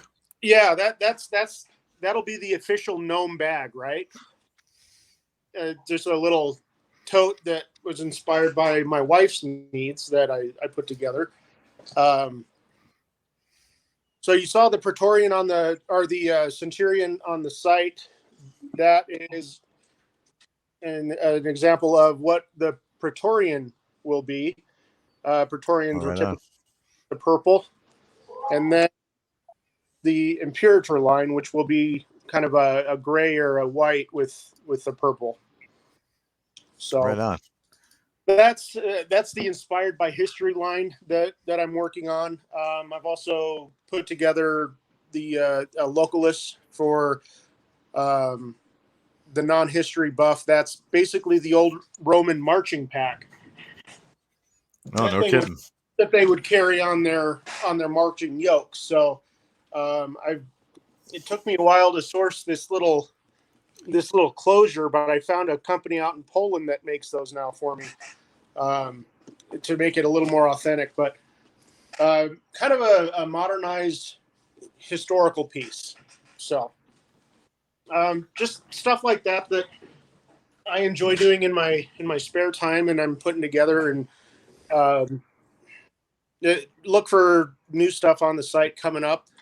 I've got some more bag designs that I'm working on from World War II era that I found that I really like. But yeah, that's awesome. Thank you for that, man. That's really cool, because a lot of us are always looking for swag. So, sure. And we'll definitely be looking for the Forgotten Ruin line. So back to the game, you guys start marching. It takes you about an hour to get overland to that side of the island. There's the militia that you guys have just assembled stop, and the commander walks up to Rick James, and he says, "We should advance with a smaller force from here." That's acceptable. Let's go. And then I pull out another coin and hand it to him. And he's like, "Oh God, this is a good thing." He hands it to one of his subordinates, who is now carrying like a chest, and like every time you pull out a coin, they just deposit it in the chest, and it looks like over your trek you've probably assembled about 1,000 gold for them, which they're absolutely into. So they start maneuvering you in and around these like bluffs on the side of the cliffs, and there's come to like a cave entrance, and in front of the cave entrance is kind of like a person in a set of robes. He's got his hands like folded at his chest, but it's a statue, and the statue shimmers for a minute, and what looks like a ghost steps forward, and he says, "Who would treat with my ladies?" That would be me. Oh, you are of the things that came ashore to the south. Indeed, I am. You were the one that killed Darius, or one of the ones that killed Darius. And many others. No, he watched. he played with his books." So none of you actually killed Darius? No, I killed We've Darius. killed so many things, it's hard to keep track. I killed Darius. I did was it. there. I sent my minion in. He hit him, and then our fearless leader got way too fearless. So, Ghost Speaker. Yes. You speak for your tribe? Yeah, but my tribe usually just consists of me and maybe an undead minion. So will you treat with our ladies, or should we send you away? Don't send me away. What? I'm having difficulty Well, do you have pictures? Can I see these ladies first? Because you got this whole like, I mean, I'm not judging, but like this whole Jello skeleton thing, you know. It's just, Well, no, this isn't one of the mercenaries. This is a ghost. oh, I'm not sure that's better.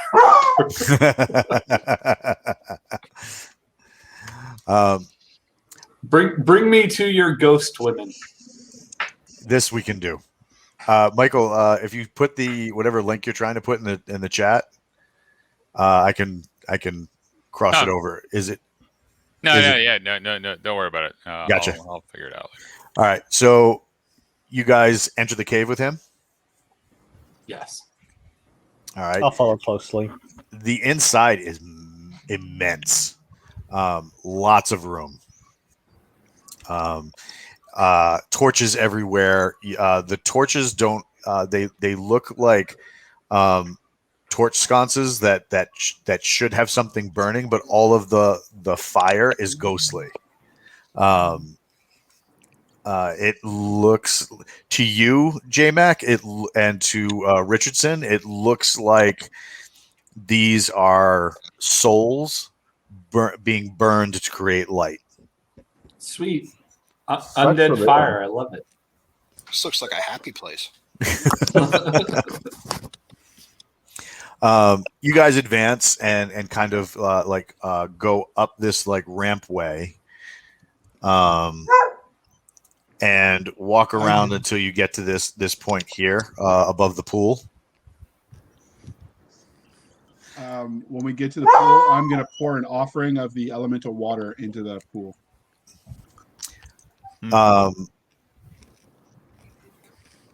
JR, you're always trying to pour stuff on people and things. Yeah, I know, it's really creepy. Like it is. As you go to produce that, JR, and like unstopper it to start pouring, you hear in somewhere like behind you, "Do not do that." Do it. Do I know? I'm going to do it. And this is how JR dies. Oh god. You're seriously gonna do it? Yeah. I'm not with him. I don't know this guy. We don't know him. Somebody push him in. Who's closest to JR? Give me a saving throw. Everybody? No, just him. All right. Hold on. Shut up, Elvis. I got a 20. Oh. You still feel the cold as a woman in a gossamer gown steps through you. Definitely a ghost of some sort, but yeah, it's you feel the cold, and as you go to pour the water, she kind of like watches as you start to pour, and she goes. Right, and as the water leaves the spout, it chills until it becomes ice. Okay, and it drops. Okay. It plops. That's a cold bitch. She says, "Please do not do that. Step away." You just drop the entire thing into it. What do you do, JR? Is there any indication of the effect that the ice water has when it hits the bottom? So you drop it? Well, I mean, she already froze it, so it drops already, right? Well, no. As you went to pour it, it starts coming out of the spout, and she blew on it, and it froze. So there's just like a. I want to know what she's scared of. Yeah, I'm going to ask her why she's afraid. She says, "Though that which you do now will anger my mistress, do not do that." Cool. Yeah, JR, don't anger the mistress. She says that is though the contents of that bottle and my mistress are anathema to each other. Do not pour that bottle. What happens? I want to know what I'm not supposed to do, so I know why not to do Bren it. speaks up and says, "Bad bedfellows, James. Bad bedfellows. You understand that, right?" I know you're recently divorced, so like you don't understand the impact an angered mistress can have. Yeah, actually, But, yeah. you should. Is this equivalent to crossing the streams? Are you channeling your inner Benny? No, did she ask? I'm just asking a question politely, and see what she says. Whoops. She says, and how many times has somebody walked into your home and started pouring things indiscriminately all over the place, and you did Happened nothing? yesterday. I mean, that's kind of what got us You'd into the be situation. surprised. So. We have a newfound dog. He's marking things. This is true. We have an untrained puppy with a bad mustache. Friends back there like this. Great mustache. What are you talking about? An epic one. All right, so I'll scrape off the frozen stuff and recap it, but I knocked the frozen stuff into the water. Do you really?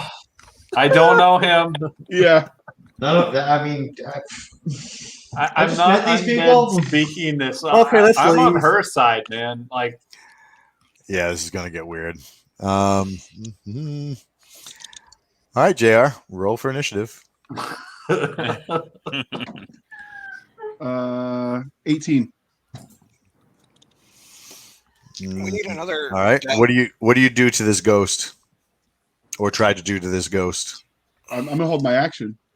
I still got the water bottle in my hand. All right. As the icy drip hits the water below you, the water explodes upward into a massive geyser.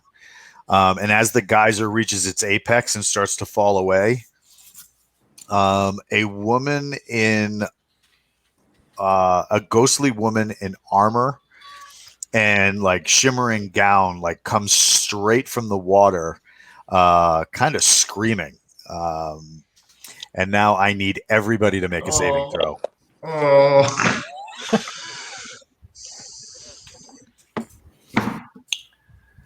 Let's see. 4. 19. 9. 10. All right. 7. 7. All right. So,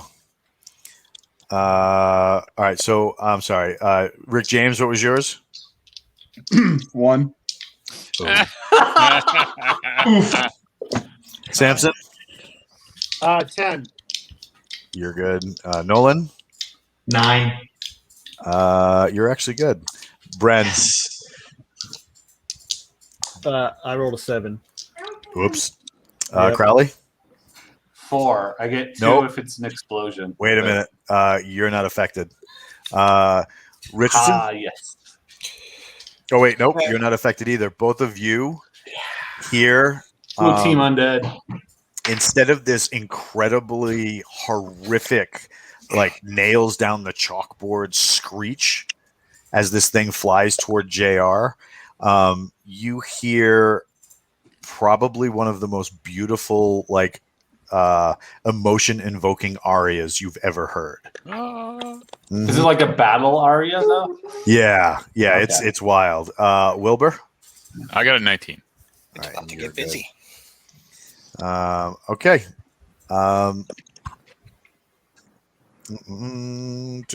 Where's there we go. All right. Both Rick James and Bren fall to their knees, holding their ears. Blood starts coughing out of their mouth and nose. I Damn, told this them to is just stick canine wet hearing. wax into their ears. As they hit their knees, the ghost lands in front of JR and continues to scream. The kind of like the platform that he's on starts to crack and splinter from the relentless assault of this woman. So I guess Our we're robot married friend now. did. Based on her level of violence, we must be married now. All right, so I just want to say I got dibs on Rick James parts. I called dibs on his loot. Well, put it this way, JR. Yeah, she doesn't like that water. I say give more water to her. That's my plan on my turn. She's Yeah. dehydrated. all right, so we're gonna go to starting with Richardson. What are you doing? A little muted. Rich is My brain's muted too. We don't judge. I want to see if she'll acknowledge me and stop the screaming if I try to move up to interact. Okay, let's put it this way. When have you ever gone to a woman and said, calm down, and it actually ever worked? But he's going to try it anyway. true Some to men form. never learn. This is the ruin. Yeah, this is it. All things are possible. Yeah, You're gonna find out how universal that is. exactly. All right, so you're going up to try and interact with her? Yeah, I want to ask her what the water is, why the water is upsetting her. She doesn't like to bathe. You get a massive vision. It's like time stops and the vision kind of takes over your senses. It looks like this island was a focal point for a major war, and it also looks like at some point the Shattered Sea was one huge unified landmass.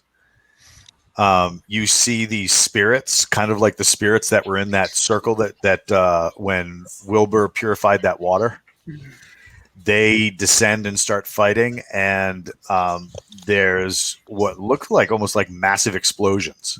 The explosions rip down the kind of like the ground around it.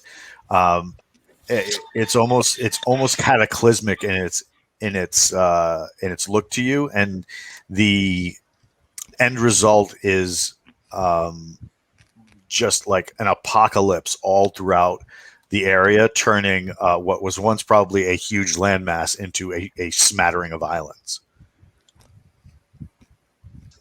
And it looks like at some point these women, whoever they are, were at odds with the spirits that Wilbur was aligned with. So that brings us to Booger. Well, with all that screaming, the only thing I can think of is just kind of like throw water in her face. You're gonna put water on her too? I'll uncap and throw it at her. And I like that you're criticizing Richardson for telling her to calm down. Like that'll You're gonna never spit in her work. face. Here, I'm gonna throw water in her face. yeah, and you're all like, I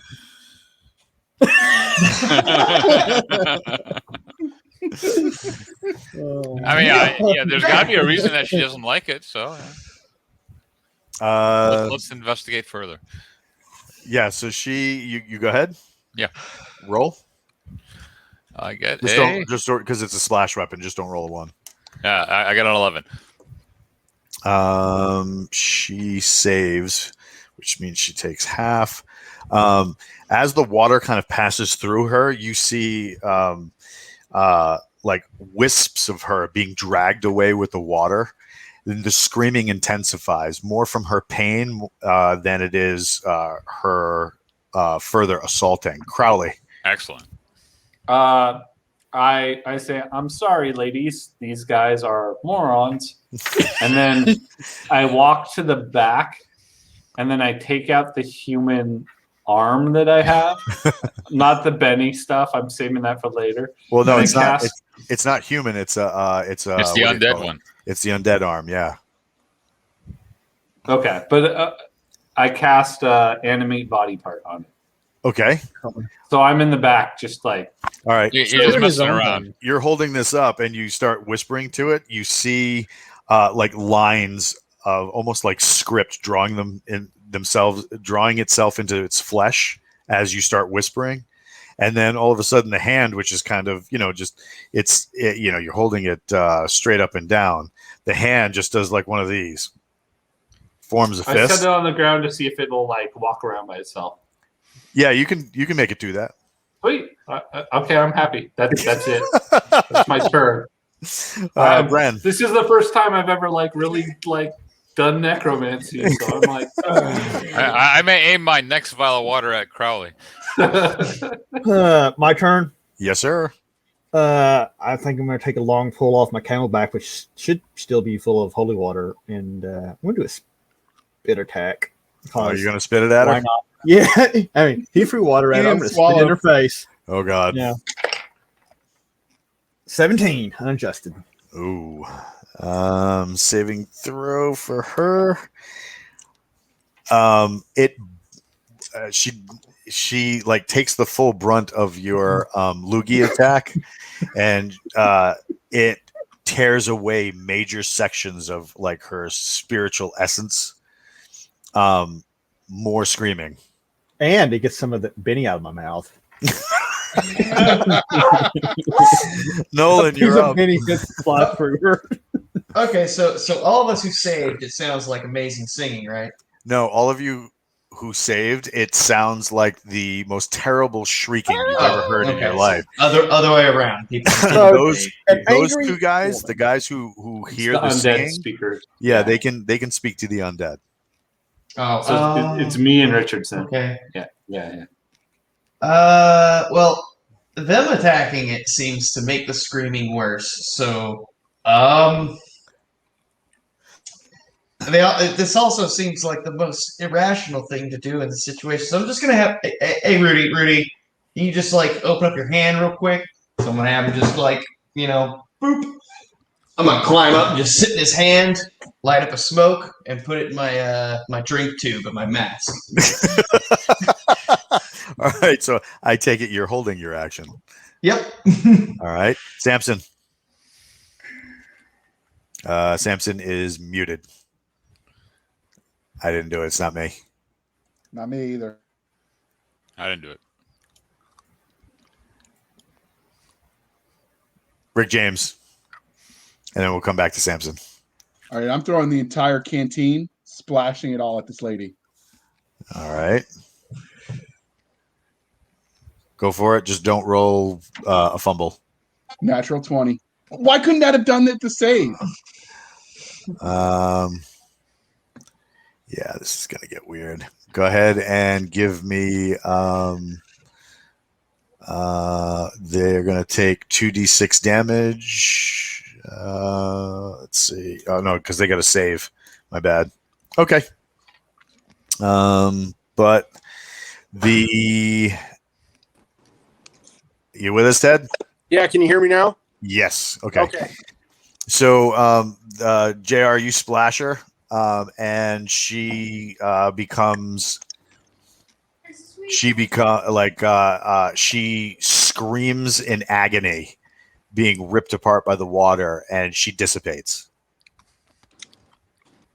Outstanding. Do I have any left in my canteen, or is that all of it? That pretty much all of it. We'll work on making. Great job, guys. Samson, way to make. What are you doing? Anything? First impression. What is the lady that froze the ice doing during this? So she goes over here and is steadily moving away, floating away from you guys. We just took out her boss. So. Yeah, my intention is to intercept and try to kill her. All right, so you're moving in the opposite direction because this whole thing is like a big like walk up. Okay. So she's going to here. I assume you're going to come here and then drop on her. That sounds fantastic. While being stealthy too, of course. And she's incorporeal, so you'll probably hurt yourself. It's not that big of a drop. Okay. All right, what are you using? My ghost slaying weapons, of course. I have my Oakish Saber Nightmare. So I'll just drop down. Do you want me to roll a d20 on that? Yes, please. 18 on that. 18. It's a hit, but whether it goes through or not. Yes, that is the question. Hold on 1 second. Just got to see something real quick. So yeah, you stealthily move over there. It takes you a little bit because obviously, you're dealing with spirits and not flesh and blood people, so you have to keep yourself as hidden as possible. But it's you get up there and then you jump down. The weapon, as you like stab down, go ahead and roll damage. It's 1d6 plus 2. 3. It doesn't feel like you would think it felt. Like, you see these things are obviously ghosts, and you go to stab and you would think it would just pass through. As the blade actually makes contact, you feel as though you were stabbing through flesh. Okay. She shrieks in terror, and then the sensation of flesh dissipates, and then she's gone. As she's screaming, I scream right back in her face. I approve. JR and Bren, you take 8 points of damage as more blood and pain come pouring out of you. Done. Got it on my sheet. What are you down to? I had 19. 8 is 11. And Bren? Do what now? What are you down to if you take 8 points? That was something I meant to ask you. What I've never gotten a you should be level 5. Yeah. But I don't know what my hit points are at level 5. What's your right now? What's the points right now? The only hit point data I have is 13 hit points when I was at level 3. 6, and so add 11 to it. Okay. So and I got hit for what? 8. 8 out of 24. So I'm at 16. I'll try to apply whatever healing prowess I have to JR, since he's the lowest one. You get the sensation from the ruin that these two are cursed, and that you're going to need some serious magic to deal with it. Probably more than you're capable of. Okay. What if they drink some of the holy water? Villa Nueva's already done that because he took I something. didn't swallow. He said he didn't swallow. But yeah, it's definitely you definitely need some like major something major. So what happens when I drink what's dregs of that canteen? Nothing. You feel slightly refreshed and clear the blood out of your mouth until a massive coughing fit a minute later, and you guys lose 8 more points. Fair enough. What do you do? All right. What's going on with the pit below us? Nothing. So Richardson, you're watching all this happen, and you hear, are you one of the more reasonable of this crew? I have my days, yes. I will lift their curse, but you must promise to take all of that water out of this grove. Let me see if they'll play ball. I wanted to be reasonable until they made me bleed from my freaking ears. So they're offering to make you guys feel better. All we gotta do is get rid of that caustic water that you brought in here. Oh yeah, I'm already on board. Let's do this. Yeah, I'm like, yeah, I wanted to be reasonable, but the lieutenant's going to get us all killed, so I figured it's fight or die. And I start chugging on the water. Like, this is when we get rid of it. I promise I'll pee outside. Guys, I could just give it to one of my birds and have it fly it out. That way you wouldn't have to waste it. So are we in agreement with this? That we will... What happens when he chugs the water? Same thing. It rinses out his mouth a little bit and has the same effect as deionized water. Okay. And it gets more Benny out of my mouth. No. Let's see So if I do you guys give the water satchels to Nolan's Iron Sparrows to fly them out so that you don't have to lose them? Sure. All Does right. JR know he's muted? I smell a trap. Lieutenant But, Boomer. all right. So yeah, I'm fine with that. Remind me, why are we in this particular area? Because they wanted to speak to us, and then they got violent. We're here to parlay.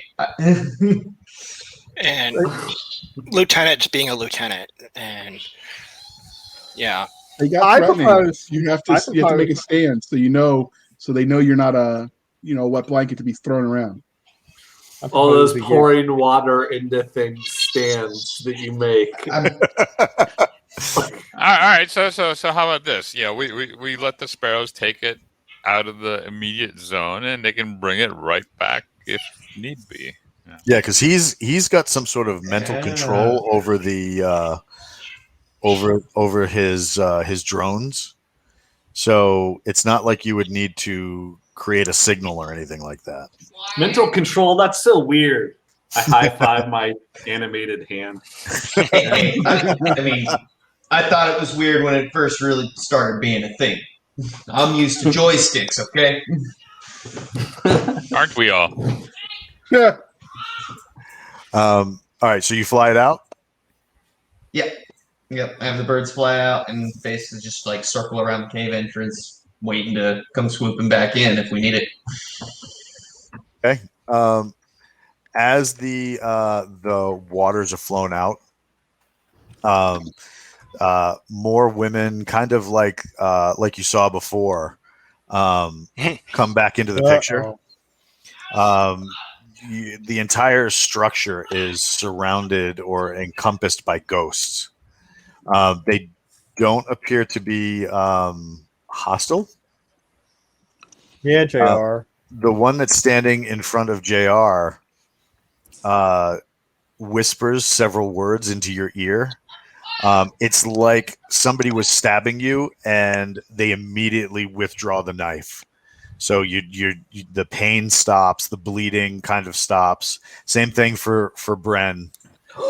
It's like an immediate sigh of relief.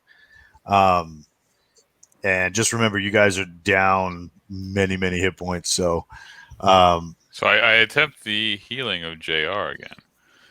Don't give him any healing. Don't reward him for his bad behavior. You're gonna try to heal him. Sure. The water, like you cup your hand, and a small amount of water fills your hand, and JR, without him moving, you can almost feel like cool water going down your throat, cooling and refreshing you. Go ahead and roll a 1d6, Booger. Man, he's really gonna have to pee soon. Yep. 5 water. All right, so you get 5 points back. Are you going to repeat the process for Bren? Sure, if I'm allowed, sure. Yep. You should have, I believe, 1 more for today. Go ahead. And 4. All right, so you get 4 points back, Bren. Can I bandage Bren? You don't really see wounds to bandage. Okay. Hit me on the head and tell me I'm a good boy. That's probably worth at least a point. That's kind of what I wanted to do. So the ghost that's kind of floating in front of you, JR, once looks at you, and her voice is much different than the others. You can, as she speaks, you can almost hear singing in the background. Okay. She says, "Will we have any more shenanigans from you?" You started it, but I came to parlay, so let's do this thing. She says, "Those who come to parlay do not openly act aggressive. That is not how you parlay." I agree. Yeah, look at this undead speakers. We agree. You're all demoted. You can't demote me. I quit already. She says, "Where is the one who slaughtered Darius?" He's very taking good a moment of contemplation where he thinks about his place in the universe and in the ruin. He's on the toilet. He actually got a flat tire.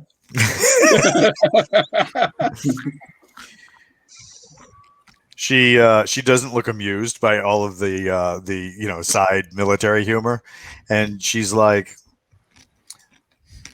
"Do you know where he is or not?" He's lieutenant. He knows nothing. He's here and everywhere. He is one with us in the universe. Have you checked with Black Tabitha? That's where I'd look first. Or the Admiral. Yeah, or the Admiral. Or the Admiral. He interfaces a lot with the locals. She says, "I will not treat with you." She says, "I came to offer terms so that we may coexist on this island. You come to my doorstep with an army. You pour that poison into my pool." She says, "And now you insult me by making rude and crass jokes."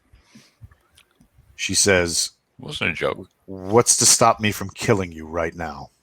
The same thing that would Not stop me. us from killing you. She says, "As I recall moments ago before my whispers, you were on the ground bleeding, contemplating what infinity would look like for something like you." And I seem to remember the splash of death on your homegirl over there. He can't count that high, by the way. She says, "I will grant you leave from this place. You may retreat to whichever safe haven you've made for yourself. But after that, we will come for you." Good job. Good job, JR. Can we demote him? The Benny lives on. Yep. Yeah, but Benny would have actually killed her. Oh, we killed the first her. This is the second her. What do you do? So is this the cave that we entered? Is it got an opening at the top where like we can see skylight? No. So the only way out is the walking path. Correct. We need someone to throw a spear with a roll of 20. So Okay. Oh, the spear gun?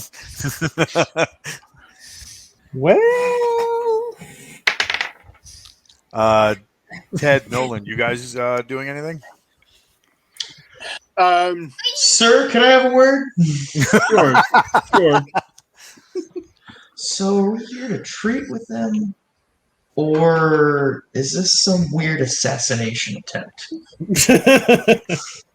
We're learning as we go. A little bit of OJT never hurt anybody. Is there a difference? Because if we were going to try and take this faction out, we could drop a whole caseload of a certain substance on this bitch. I happen to know that some of what the little birdie is carrying is a glass bottle that will shatter on impact. And we can make more of that where they came from. Yeah. So let's. But how much do you think all of our water all at one go would do? I mean, we saw But what then, just. But then again, you also got to think of the second part of if we do that, are we going to be able to make it out of here? Well, they already said they're going to kill us, so we've got nothing left to lose. Ted, what are you thinking? Well, they did say give us free passage to leave. So. Oh yeah, you guys can leave. They're going to allow you to leave, Mm-hmm. but they said afterwards they're coming after you. Which is basically a threat. Was I able to make it back to the group before all of these other ghosts appeared, or Oh, yeah. am I still kind of away by where I stabbied the other one? Well, that's up to you. Do you want to go back, or do you want to stay apart from the group? It's a good question. What's the lighting like in this area? It's all torchlight. Soul torchlight. Yeah. Undead firelight. Soul torch. That's right. Can you talk to the souls? I can't. Of the light? You Yeah, should be there able are to. souls. They're souls. Are you They're souls. asking me to try and talk to this firelight? Yeah. I am. Okay, I try to talk to one of the torches. I just go, this is the dumbest thing ever, but hello, torch. How are you? You're a hot one. It's good, actually. They what do you call it? You get a sensation, not so much words, but more like pain, agony, despair. So if we free these souls, Freedom for assistance. Yeah, I don't tell JR anything. They're just fire, man. So, Walt, I would probably attempt to sneak into an advantageous position, or a flanking position during this conversation. To the person that JR was just entreating to? Yes. All right, so she's here. Okay. So those little rock outcroppings, are those level with that platform beneath or above? Beneath. Beneath? Okay. Is there any area up here that offers cover or concealment on this platform? Not really. I mean, it's pretty. Well, I will try to back up to the edge anyway, put some distance. Basically, where I'm already standing, like one square back, I guess. You all probably should start heading out. Yeah. Well, I mean, I'm comfy. I'm like sitting Indian style in the corner playing patty cake with my animated hand. You guys yet? All right, so do you guys leave? yeah. Okay, I follow. I think that's a good idea. Yeah. I want to back stay out with you behind. guys. You guys get all the way out to the entrance where that kind of like ghost statue was. Mm-hmm. And he steps forward out of the statue again. And he's got that look like, like that old uncle that always is like, oh. Disappointed uncle. You're telling me. And he says, that could have gone better. It could have took one of gone them wrong. No shit. He says, just out of curiosity, why would you have poured the vials of that water into a pool when she asked you not to? She didn't say please. She didn't say please. He has Lieutenant Brain. Because he's I a think lieutenant. I think he's been possessed by the spirit of Big Benny. I think that's the problem. He says, He's exercising. the spirit says, in ages past, the spirits that this man, and he kind of like hints to Booger, he's like, entreats with are mortal enemies to my mistresses. Now you tell us. He says, well, who would have known that you would have been pissing in the pool? Not me, that's for sure. He says, however, I am here to tell you that you will have safe passage all the way back to your lines of safety. What are we doing with all these mercenaries? Yeah, we have an They work army. for us. They'll follow us wherever we go. Do they just walk the bottoms of the oceans following us? I mean, eventually, but we're on an island. We're not leaving the island. Oh, Not okay. yet, not yet, anyway. All right, so you guys go back to camp with your I army. guess so. I'm walking my arm though, and like it's a dog on a leash. Oh, and I'm God. holding the. I just the realized upper I arm. don't need Walk to in the walk dog with- there, as- Riley. I'm just gonna be sitting in Rudy's hand the whole time, and he's gonna do the walking. There you Yeah, go. see that it's very casual. Yeah. So All right. I start having conversations with the island and my deities, looking to resupply us with like gallons and gallons of this water. Oh, you guys. Oh, and I'm gonna give all the Tactical water advice, back to everybody. Gotcha. All right, so We have fire hose. you walk for a little ways until you come to an area that Michael, you feel it's more cleansed than the rest of the island. there's a splash in a small pool. And then you see almost like an arm, not unlike Crowley's undead arm, where it's mostly just translucent water forming itself into a hand. It turns around, closes its hand, and kind of goes like this. I approach. That spirit that you talked with before says, "Are you looking for my assistance?" Yeah, we met some of your mortal enemies. We might want to re-equip to have. Yeah, we aren't friends with them right now, so we might want to re-equip to have a better battle. I wonder how that happened. She says their souls are tied to the island and are tied into that cove. She says, are you planning to do away with that cove for good? We want to cleanse it. If whatever the most reasonable option is to take care of the threat. She says we can assist in this, but you would spend many lives in doing so. Any other options? The island. I look over at my undead army and I look back at Wilbur and I say, "We've got them to spend."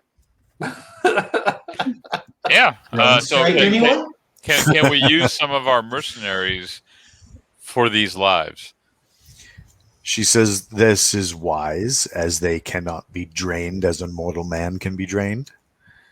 She says, but keep in mind, their screams burn the soul. Will wax help? Plugging the ears? She says this is not a scream of the mortal world. Okay. You can suffer by in many forms from the way that they scream, and in doing so, without their reprieve, you will die. What if we do it from a distance? Send our guys there to take care of business, and we're far away. So you would send your mercenary company in to assault the ghosts? That's certainly an option. She says... I consult with her to seek her guidance. I just want to make a quick note. The current lighting of Walt's face makes him look very evil, and I don't... I'm going back to camp, guys. Then we can get on the boat. Adios. She says... I'm going back to the mainland. She says, we can discuss this at length.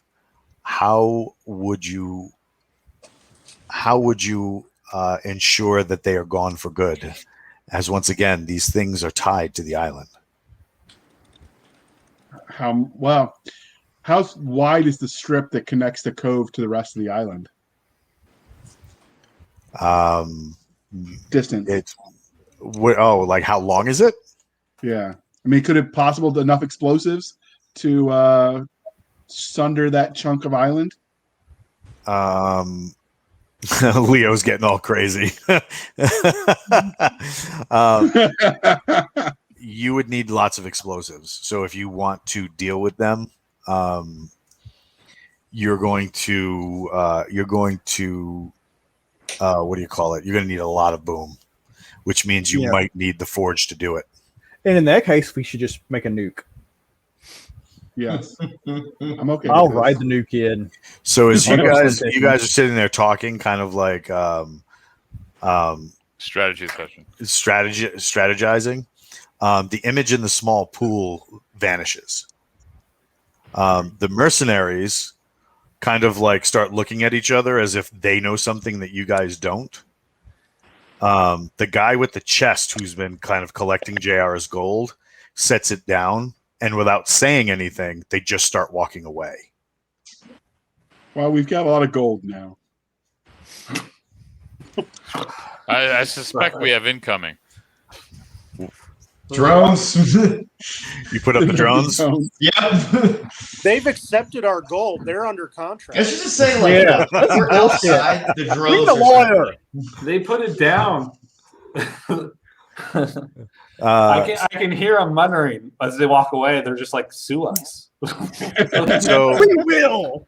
you're what do you call it? You put up the drones, and the two mechanical birds start circling the island. They go higher and higher. One of them catches sight of something off the shore, and then kind of like goes offshore to kind of investigate. A mast of a ship comes out from underneath the ocean. Eventually, it goes into sails. The deck, you can see what look like it's crewed by ghosts. The ship comes out of the water, actually starts floating above the water. You can hear the decks and planks creaking. You can hear like you can see the drones are kind of conveying that the slide of the ropes across rigging, and it takes flight. And as that first ship rises, you can see off in the distance more masts breaking the surface of the ocean and taking flight. And taking flight. Hey guys, I think the Sirens have a navy or an air force. I'm not sure at this point. And that's where we'll cap it for this week of our sci-fi writers playing old school D&D.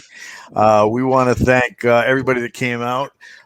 Leo Vicarius and a bunch of the other folks have subscribed. We have Leo Vicarius. Lord Dalius did some massive subscribing today. There was a lot of people who dropped some subs, so we really appreciate that. And of course, we have our patented subscription bomb. But thank you so much for coming out and doing that. Thanks for hanging out with us to see Bren Villa Nueva safely back to his friends. And of course, the only thing furry on him at the moment is his mustache. And we'll catch you next time on Sci-Fi Writers Playing Old School D&D.